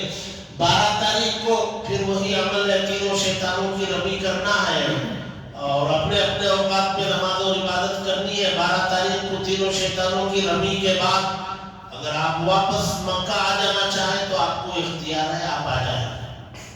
لیکن آپ کو ایک طواف کرنا ہے، مکہ مکرمہ آ کر کے ایک طواف اور ایک سعی کرنی ہے. وہ 10 تاریخ کو جب آپ بڑے شیطان کی رمی کر لیں گے، قربانی کر لیں گے، حلق کر لیں گے، احرام سے نکل جائیں گے، اس کے بعد سے لے کر کے 12 تاریخ تک آپ کو مکہ مکرمہ آ کر کے طواف زیارت اور سعی کرنا ہے، کر کے پھر مینا لوٹ جانا ہے. یہ ایک کام درمیان میں کرنا ہے. 10 کو بھی کیا جا سکتا ہے، 11 کو بھی کیا جا سکتا ہے، 12 کو بھی کیا جا سکتا ہے، دن میں بھی کیا جا سکتا ہے، رات میں بھی کیا جا سکتا ہے. یہ ایک کام وہاں سے آ کر کے کرنا ہے. باقی 12 تاریخ کو آپ نے رمی کر لی اور آپ واپس مکہ مکرمہ آنا چاہیں تو آ جائیے، حج مکمل ہوگا. اور اگر آپ 12 کو بھی رکنا چاہیں رک جائیے، اور 13 تاریخ کو پھر تینوں شیطانوں کی رمی کر کے آپ واپس آ جائیں گے. یہ حج پورا ہو گیا. اتنا ہی کام ہے. اس میں بہت سارے ارکان اللہ تبارک و تعالیٰ نے بندوں سے ایسے کروائے اور کروا رہے ہیں، وہ عقل میں نہیں آتے ہیں. اور اللہ یہی چاہتے ہیں کہ تم میرے دین کو اپنی عقل کی کسوٹی پر مت لاؤ، عقل کی کسوٹی پر مت پرکھو، جو کہا جا رہا ہے اس پر عمل کرو. مومن کہتے، مسلمان کہتے، ماننے والے کو اللہ نے، رسول نے جو کہا آنکھ بند کر کے مان لو، اسی کا نام مسلمان ہے، اسی کو مومن مسلمان کہتے. عقل استعمال کرو گے تو ایمان ختم ہے.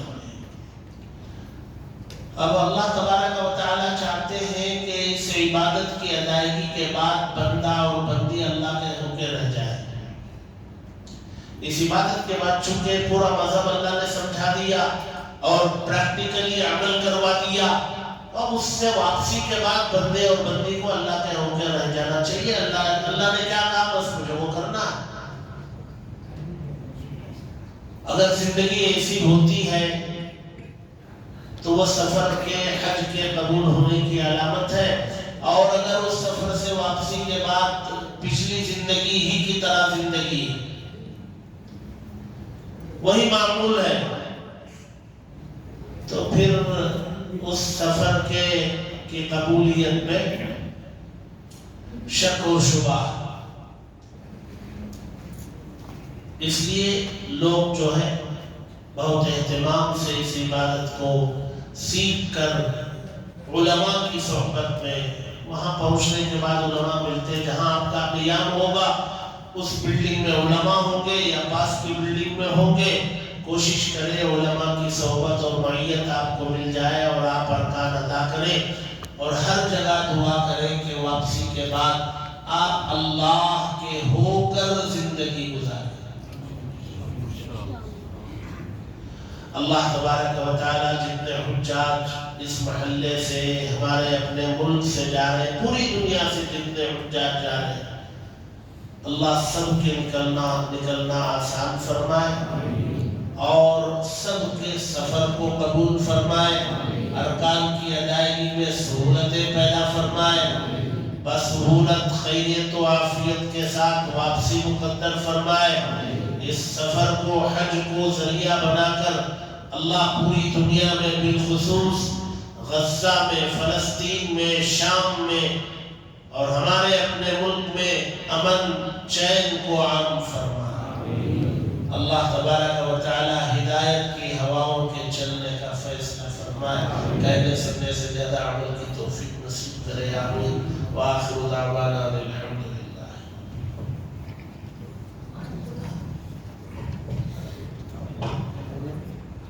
الحمدللہ، حضرت مفتی صاحب نے بالکل حج کا جو فلسفہ ہے، حج کی جو روح ہے، اس چیز کو بہت ہی مدلل مفصل انداز میں بشاشت کے ساتھ آپ کو سمجھایا کہ حج کو کس طرح، کس نظریے سے دیکھنا ہے، جانا کس نظریے سے، آنا کس نظریے سے ہے۔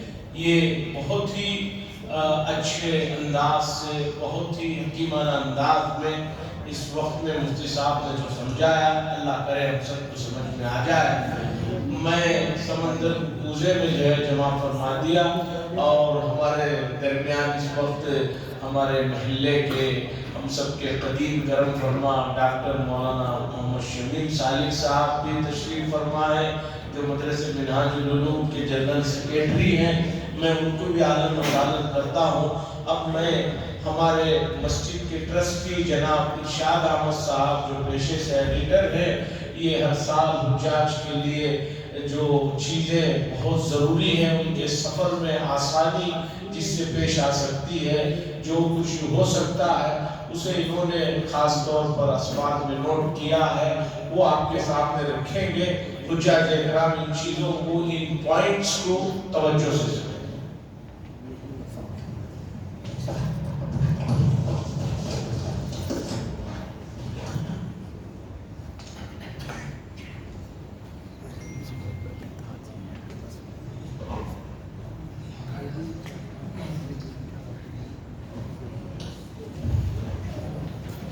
السلام علیکم ورحمۃ اللہ وبرکاتہ۔ محترم بزرگوں، بھائیوں اور بچوں، میں کچھ پوائنٹس جو شریعت کے اعتبار سے جو مفتی صاحب نے بتا دیا، جو پریکٹیکل چیز جو فیس کرتے ہیں حاجیز، اس کے بارے میں کچھ چیزیں میں نوٹ کیا ہوں، وہ بتانا چاہتا ہوں۔ اگر آپ کو پہلے سے معلوم ہے تو تھوڑا برداشت کر لیں اپنے بھائی کو، اور اگر کچھ غلطی بھی ہو جائے مجھ سے تو معاف کر دیں۔ تو کچھ چیزیں ایسے ہیں کہ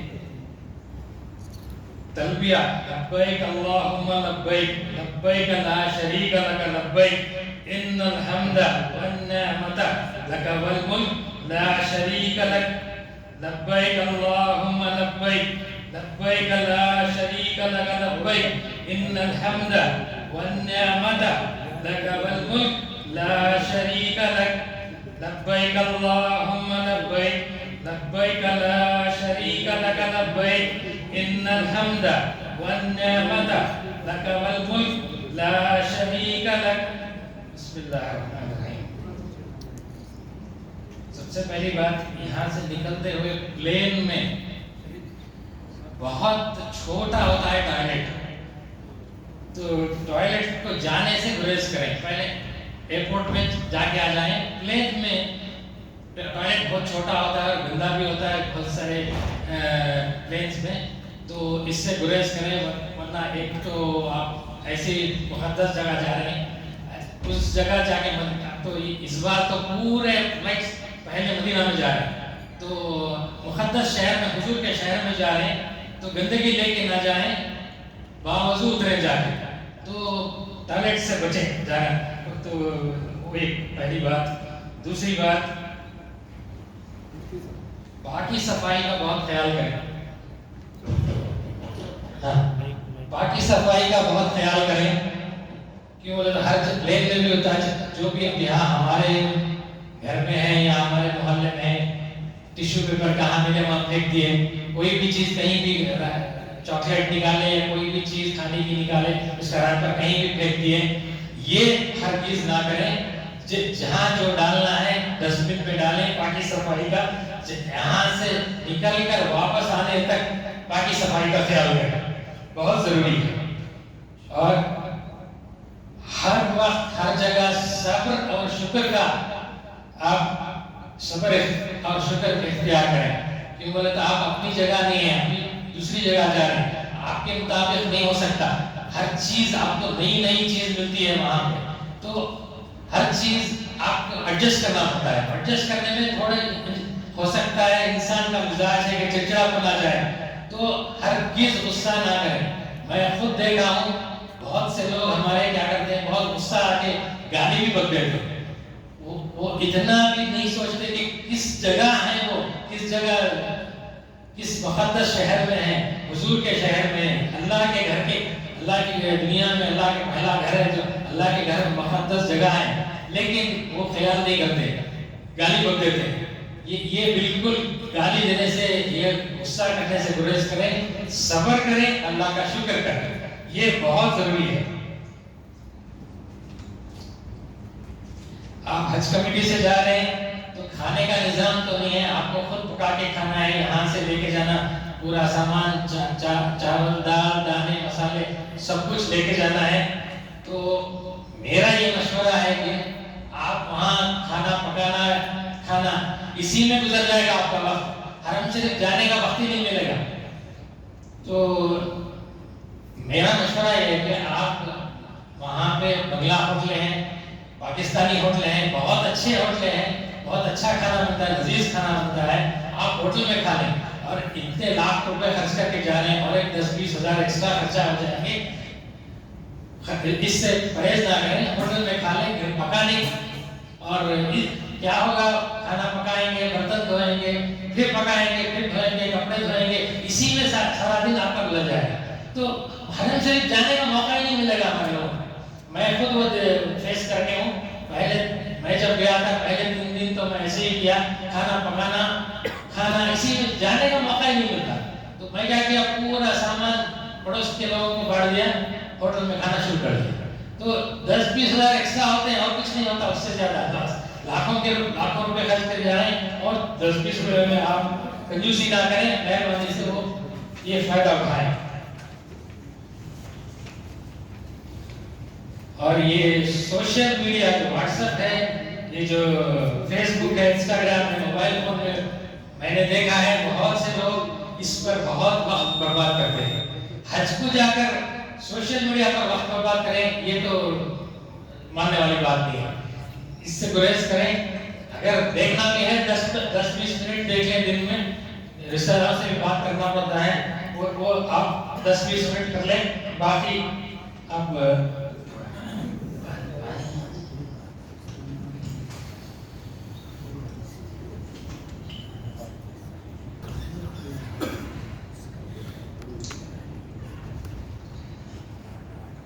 سوٹ کیس بہت کم وزن کا لیں آپ، سوٹ کیس 8-10 kg کا ہو گیا تو آپ کو بہت پریشانی ہوگی۔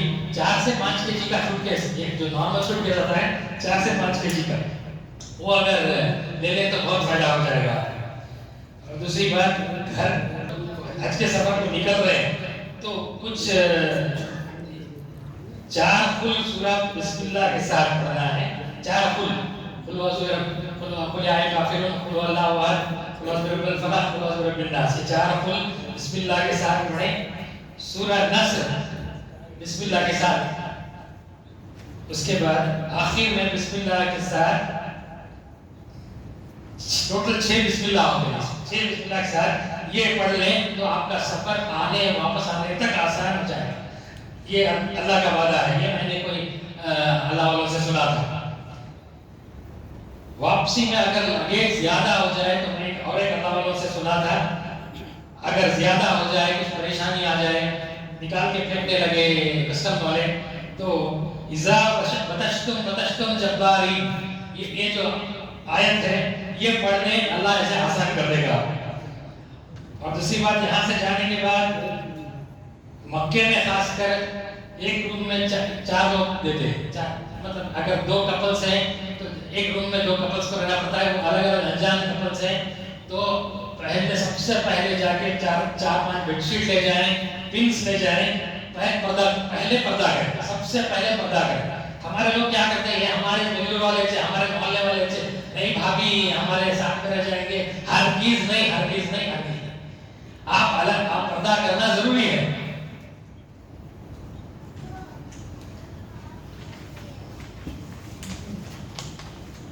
ایک اور بات ہے، 10 ذی الحجہ کو جب آپ مزدلفہ سے نکلیں گے تو حج کمیٹی کے حاجیوں کو آپ کو میٹرو ٹرین مل جائے گی. میٹرو ٹرین سے سیدھا لاسٹ اسٹاپ جا کر اتریں، سیدھا آپ چلے جائیں گے جمرات. تو کام آسان ہو جائے گا. بہت لوگ کیا کرتے ہیں، میٹرو ٹرین نہیں جاتے، چل کے پھر واپس مینا آتے ہیں، مینا سے پھر جمرات جاتے ہیں. تو یہ اس میں بہت تھکان ہو جاتی ہے. تو میرا مشورہ یہ ہے کہ سیدھا آپ ایسے چلے آئیں، مزدلفہ سے سیدھا بڑے شیطان کو کنکریاں مارنے کے لیے چلے جائیں. بہت آسانی ہو گیا. اور موبائل فون کا ایپ، توکل ایپ، نسوک ایپ، اعتمرنا ایپ، یہ 3 ایپ ہیں. اس میں نسوک بہت زیادہ آج کل چلن میں ہے. تو یہاں سے ڈاؤن لوڈ کر کے آپ یہاں سے لے کے جائیں، پھر وہاں جا کے ڈاؤن لوڈ کریں گے، وہاں انٹرنیٹ سلو ہوگا، مشکل میں آ جائے گا. تو یہاں سے ڈاؤن لوڈ کر کے لے کے جائیں. اور ہمارے لوگوں کی ایک عادت ہے، قربانی کا گوشت ہم کھانا ہے بول کے قصائی خانے کو جا کے لے کے اسپیئر پارٹس پورے ساتھ لے کے آ کے فریج میں رکھ کے ہفتہ بھر کھاتے ہیں. یہ ہرگز نہ کریں. کھانے، آپ حج کو جا رہے ہیں، حج کرنے کے لیے، عبادت کرنے کے لیے، گوشت کھانے کے لیے نہیں، اسپیئر پارٹس کھانے کے لیے نہیں. یہ تو آ کر یہاں واپس آ کر بلیوں میں کھائیں گے، جتنا چاہے کھائیں گے. لیکن وہاں اس میں اصل کیا ہوتا ہے، اصل میں کیا ہے، زیادہ چکنا کھائیں گے طبیعت بگڑے گی. 3-4 دن تو ایسے ہی بغیر عبادت کے چلا جائے گا. حرم شریف میں آپ جانا نہیں، نصیب میں نہیں ہوگا اگر پیٹ خراب ہو گیا تو. اس سے گریز کریں. اور ہمارے لوگ کیا کرتے ہیں، وہاں زیادہ سے زیادہ عبادت میں لگائیں اپنا وقت. یہ وہاں جا کے پیچھے جو لابی ہوتی ہے اور روم جو آپ کے ہوٹل کی، وہ لابی میں بیٹھ کے کرکٹ کی باتیں، فٹ بال کی باتیں، پالیٹکس کی باتیں یہ کرتے ہیں. اور وہاں سے بہت سے لوگ میں نے دیکھا ہے یہ باتیں کر کے اپنا وقت پورا ضائع کرتے ہیں. ہرگز یہ نہ کریں. زیادہ سے زیادہ جتنا لوٹ سکتے ہیں عبادت کر کے آپ لوٹ کے لے کے آئیں. اللہ کا وعدہ ہے یہ. تو وہاں جا کے ایسی جگہ جا کے بیکار کا وقت بیکار کریں گے وقت آپ کا، تو یہ بالکل ہرگز گوارا نہیں ہوگا. دوسرا کیا ہے، اور وہاں کی حکومت کے بارے میں کوئی بات نہ کریں. وہاں کی حکومت کے بارے میں اگر آپ بات کریں گے، اگر کوئی وہاں کا خفیہ جو آدمی رہتا ہے اگر سن لے گا تو پڑھ کے اندر ڈال دے گا، سیدھا اندر. اور اینک پہننے والے حضرات 2 ایکسٹرا اینک رکھ لیں. آپ کو بہت سہولت ہوگی. اگر یہ گر کے ٹوٹ جائے. دوسرا، ہوائی چپل 2 ایکسٹرا رکھ لیں. موبائل فون کے ساتھ پاور بینک رکھ لیں. ایک اسپائک بسٹر یعنی کہ جو ایکسٹرا اس کا جو بیٹری چارجنگ کے لیے آتا ہے ساکٹ والا ایکسٹینشن بار، وہ بھی ایک ساتھ رکھ لیں. بہت فائدہ ہوگا آپ کو. اور مطاف میں طواف کے دوران بھیک مانگنے آتے ہیں لوگ، ہرگز نہ نکالیں پیسے. یہ ایک تو پیسے گر جائیں گے، اگر گر گئے تو آپ اٹھانے کی حالت میں نہیں رہتے.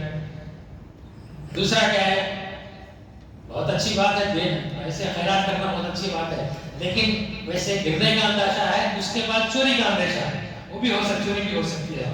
تو اس سے گریز کریں. اور مسجد حرم میں ہر نماز میں جنازے آتے ہیں. تو ایک جنازے کی نماز پڑھنا بہت ثواب کا کام ہے. ہمارے لوگ کیا کرتے ہیں، یہاں جیسے یہاں کر رہے ہیں فرض نماز ہوتے ہیں سیدھا ڈائریکٹ اٹھ کے کھا جاتے ہیں سنت پڑھنے کے لیے. تو سنت بعد میں پڑھ سکتے ہیں. آپ کو کوئی کام نہیں ہے، کوئی آپ یہاں کے جیسا جا کے بزنس کرنا نہیں ہے، کوئی کام نہیں ہے. تو سنت آرام سے بعد میں پڑھیں. لیکن जनाजे की नमाज जरूर पढ़ें, ये बहुत फायदा होगा। और दूसरी बात,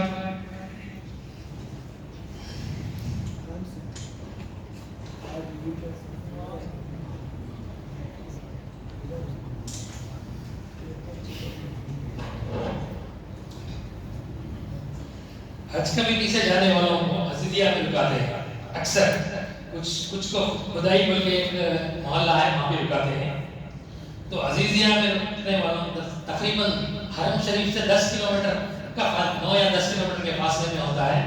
तो वहाँ से निकल के आपको 24/7 रात के 2 बजे कहते थे आपको बस रेडी मिलेगी हरम शरीफ जाने के लिए आपके रूम से, तो कभी भी जा सकते हैं, कोई रोकथाम नहीं है। और सिर्फ एक हफ्ता, मतलब हज के 5 दिन, पहले 2 दिन बाद में 2 दिन, टोटल 1 हफ्ता बसेस बंद रहती हैं। आपको अगर जाना है तो टैक्सी में ही जाना पड़ेगा। और जो अजीजिया में रहते हैं वो अजीजिया वालों के लिए बस से, मतलब बीच में एक बस स्टैंड बस स्टॉप है, वहाँ पे लाके उतारते हैं 7 किलोमीटर के फासले पर। फिर 3 किलोमीटर का जो इसका रास्ता है, जो टनल का रास्ता है, वो टनल के रास्ते से फिर 3 किलोमीटर के लिए दूसरी बस चढ़ना पड़ता है। तो ये भी थोड़ा मालूम रखें।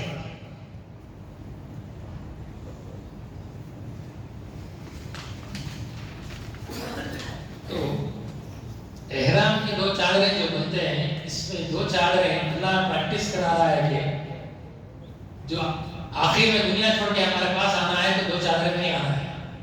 तो अल्लाह ये प्रैक्टिस करा रहा है हमको कि तो एहराम की 2 चादरें बन रहे हैं, 2 चादरें बनने के बाद ये एहसास भी आना चाहिए आपको कि अल्लाह के घर को जा रहे हैं और अल्लाह के पास जाना भी ये 2 चादरें के साथ ही जाना है, ये भी फीलिंग आना है।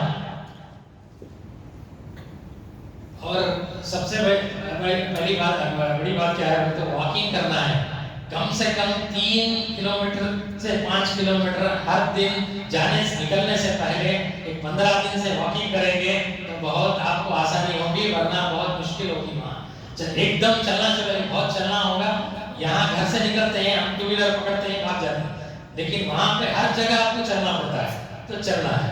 और एक बात खासकर हमारे माँ बहनों से मैं गुजारिश करता हूँ कि जो भी नमाज आप यहाँ पढ़ते हैं, घरों में पढ़ते हैं, मस्जिद में आकर नहीं पढ़ते, तो जमात की नमाज आप कैसे पढ़ना है ये सीख कर जाएं, ये पूछ कर सीख कर जाएं, वरना वहाँ जाकर पूरा कंफ्यूज हो जाएगा कैसा पढ़ना है, क्या पढ़ना है। और अगर खुदा ना खास्ता एक रकात या 2 रकात छूट जाए आपकी, तो उसे पूरी कैसा करना है ये भी आपको नहीं मालूम होता। कि ये यहाँ से जरूर सीख कर जाएं, बगैर सीखे ना जाएं, लेकिन आपकी नमाज पूरी खराब हो जाएगी, जरूर सीख कर जाएं। आखिर में मैं आपका दुआ का तलबगार, मैं आपसे दुआ की दरखास्त करता हूँ कि हमारे लिए, हमारे मोहल्ले के लिए, हमारे मुल्क के लिए दुआ करें और हुजूर सल्लल्लाहु अलैहि वसल्लम की रोज़े पर हमारा सलाम जरूर पहुँचाएं। इसी के साथ मैं मेरी बात खत्म करता हूँ। जज़ाकल्लाहु खैरन कसीरा।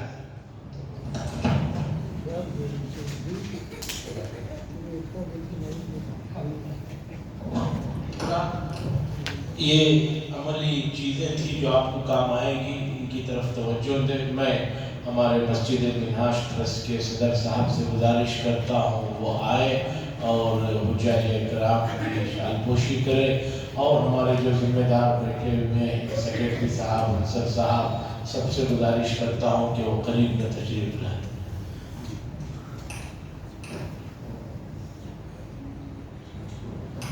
सदर साहब कह रहे हैं कि भाई सबसे पहले मौलाना की शालपोशी होगी, उसके बाद इंशाअल्लाह रज़ीज़।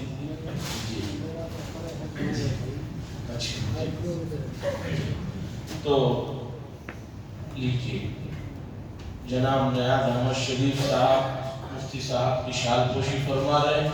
हमारे साथ जो है डॉक्टर मौलाना मोहम्मद शमीम सालिक साहब भी तशरीफ फरमा है। जी उठाओ जब एजाज है। हुज्जाए इकराम के नाम पढ़े जाएंगे, वो तशरीफ लाए और उनकी जो है शालपोशी होगी, और वहाँ पर हमारे सदर साहब के घर वाले हैं وہ خواتین جو حج پر جا رہے ہیں وہ ان کی وہاں شادی فرما دیں گی. ہمارے حاجی امداد صاحب اچھا یہ سامنے آپ وہیں جی آئیے تشریف فرسٹ جے پی سی ایس فرسٹ کلاس والے امداد بھائی شیخ ہدایت اللہ بھائی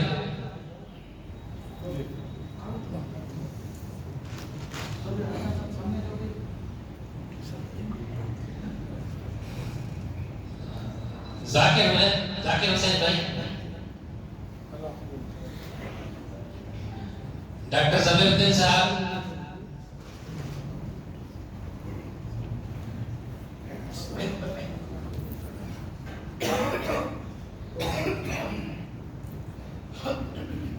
عبد الرحیم صاحب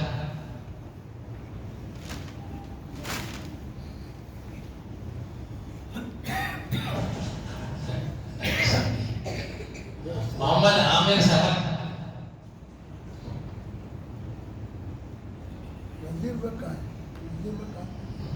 سراج الدین صاحب محمد عامر صاحب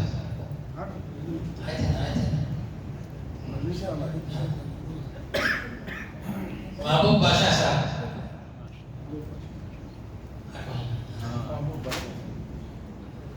شبیر احمد صاحب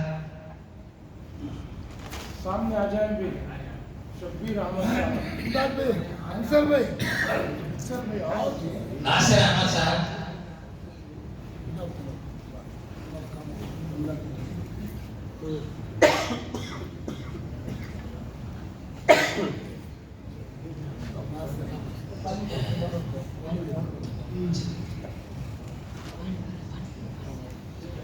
محمد قطب الدین صاحب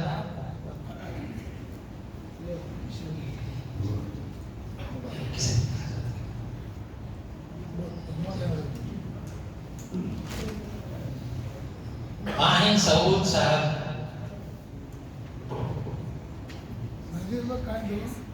عظمت پاشا صاحب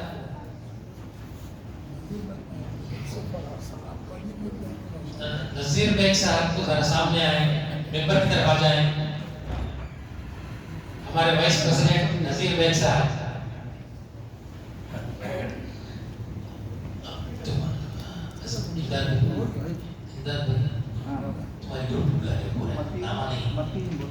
متین صاحب انصر احمد صاحب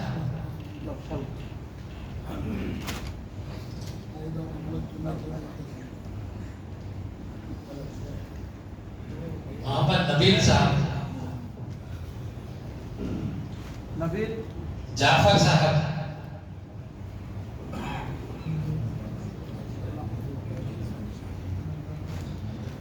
نفیس الدین صاحب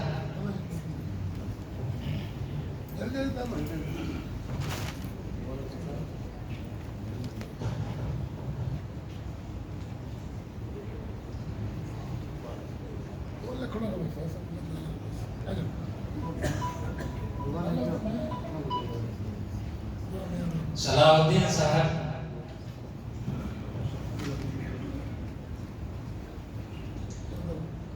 تبریز صاحب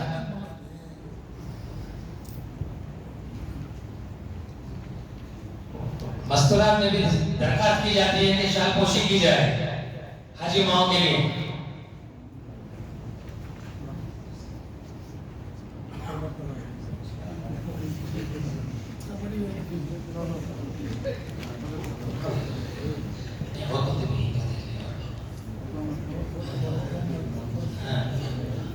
اور کوئی حاجی صاحب ہیں تو جو ہمارے پاس نام نہیں ہے مہربانی سے آ جائیں عارف اللہ صاحب اللہ کے گھر کو جاری کا تو آؤ ہم نہ بھی ملے سب کا ہو جاتا ہے ڈاکٹر ضمیر صاحب باہر ہی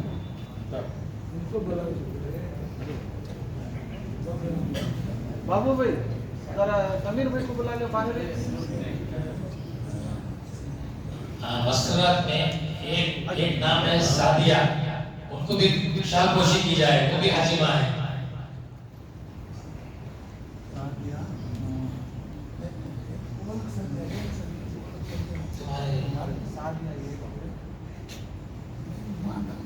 एक नाम उबैदुल्ला बोला जाए, उबैदुल्ला। उबैदुल्ला साहब। आजा आजा आजा।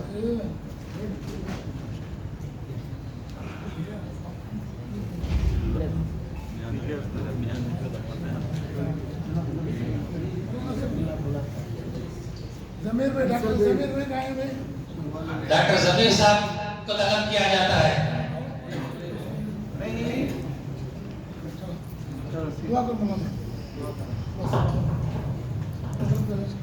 हजरत शानपोशी के बाद मैं फिर एक मरतबा अल्लाह का शुक्र अदा करते हुए मस्जिद मिन्हाज ट्रस्ट की जानिब से आए हुए तमाम मुअज़्ज़ज़ उलमाए किराम और मेहमानों का, ख़ास तौर पर हाजियों का और मस्तूरात का शुक्रिया अदा करता हूँ, उनको जज़ाकल्लाह कहता हूँ, इस गुजारिश के साथ कि हुज्जाज किराम अपनी मखसूस दुआओं में, मुनाजात में और अपनी आह व पुकार में अपने साथ जो है अपने इस इलाके को भी, हमारी मस्जिद के जिम्मेदारों को और सबके लिए दुआ फरमाएंगे।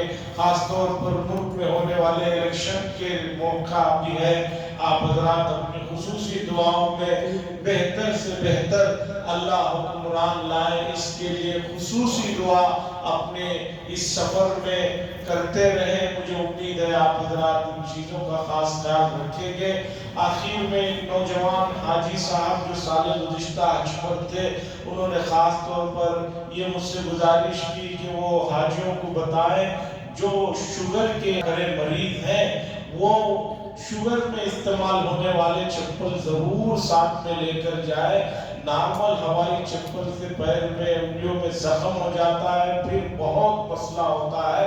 तो शुगर के जो मखसूस शुगर वालों के लिए जो चप्पल है वो 2 जोड़ी ज़रूर साथ में लेकर जाए, हमेशा वही पहन कर जो है चले। मैं इसी के साथ मुफ्ती साहब से गदबन गुजारिश करता हूँ कि दुआ के साथ इस मजलिस का इख्तिताम फरमाएं। दुआ के फौरन बाद अजान होगी और 5 मिनट बाद इंशाअल्लाह जमात खड़ी हो जाएगी।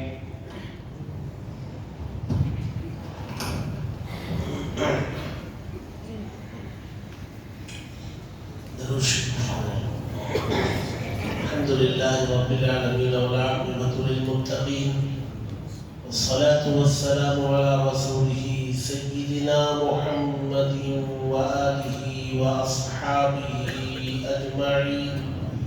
अल्लाहुम्मा वफ़्फ़िक़ना लिमा तुहिब्बु व तर्दा वजअल आखिरतना खैरन मिनल ऊला। अल्लाहुम्मा यस्सिर लना उमूरना मअ राहति फी क़ुलूबिना व अबदानिना। अल्लाहुम्मा इन्ना नस्अलुकल हुदा वत्तुक़ा वल अफ़ाफ़ वल ग़िना। अल्लाहुम्मा अर्ज़ुक़ना इल्मत तौहीद व अमलल इख़लास व हुस्नल ख़ातिमा। अल्लाहुम्मा इजअलहु लना हज्जन मब्रूरा व ज़ंबन मग़फ़ूरा व सअयन मशकूरा व तिजारतन लन तबूर।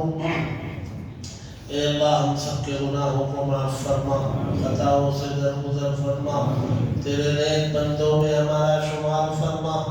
ए अल्लाह ये मजलिस तेरे घर की हाज़िरी में जाने वाले बंदों और बंदियों के एजाज़ में मुनक़्क़िद की गई है। ए अल्लाह पूरी दुनिया से तेरे बंदे और बंदियाँ दीवानों की तरह तेरी दावत पर तेरे घर की ज़ियारत के लिए चल पड़े हैं या चलने वाले हैं। ए अल्लाह जो चल पड़े हैं उनको बखैर व आफियत मंजिल मक़सूद तक पहुँचने के फैसले फरमा, और जो चलने वाले हैं उनका निकलना आसान फरमा। कदम कदम पर इनकी रहबरी और नुसरत फरमा। नेक लोगों की सोहबत और मईयत अता फरमा। उलमा की सोहबत अता फरमा। अरकान की अदायगी में सहूलत पैदा फरमा।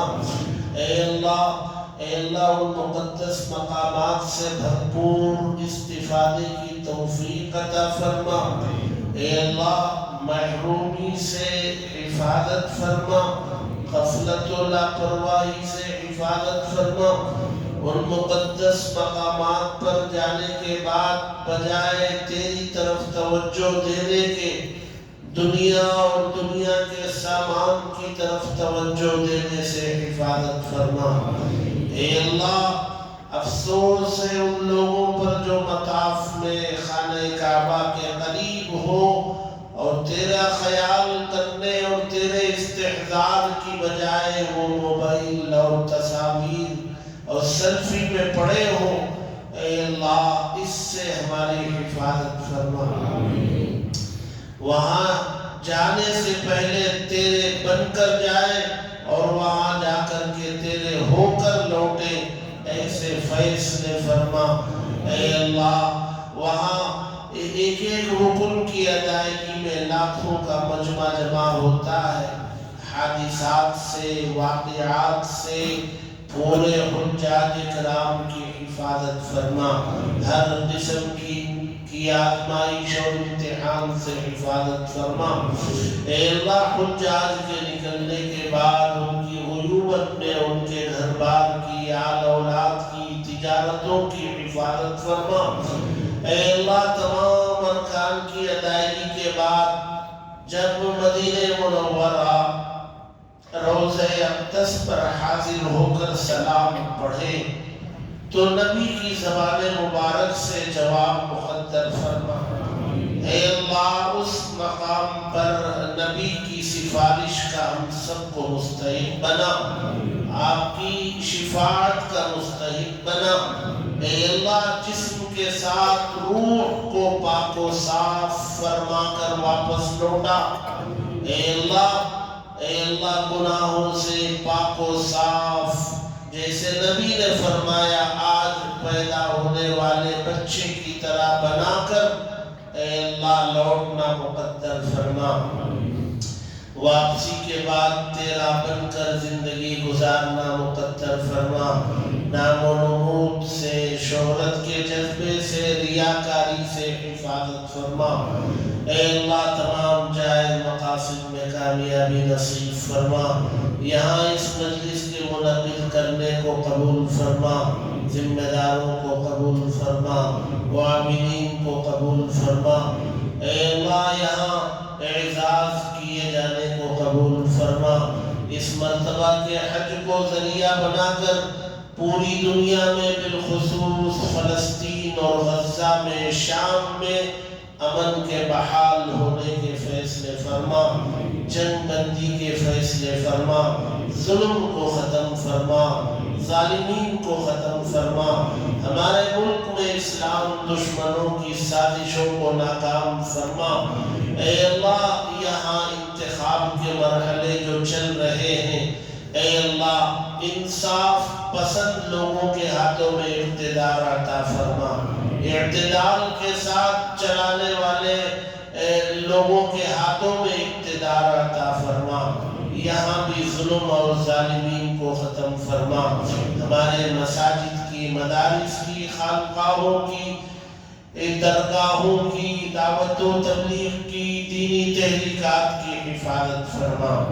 اے اللہ خانہ کعبہ کی، مسجد حرام کی حفاظت فرما. مسجد نبوی کی، روضہ اقدس کی حفاظت فرما. بیت المقدس کی حفاظت فرما. سبب کے طور پر ہم سب کو قبول فرما.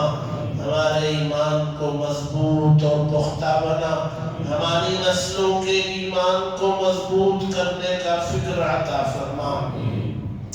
اے اللہ اپنے بچوں کو ایمان کھول کر پلا دینے کی توفیق عطا فرما.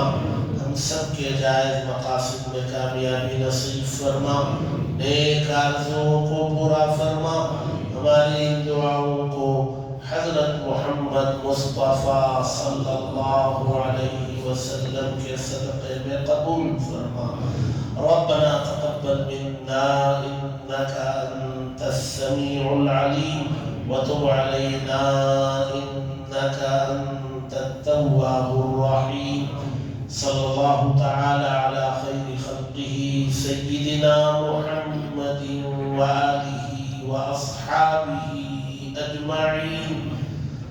سبحان ربك رب العزة عما يصفون وسلام على المرسلين والحمد لله.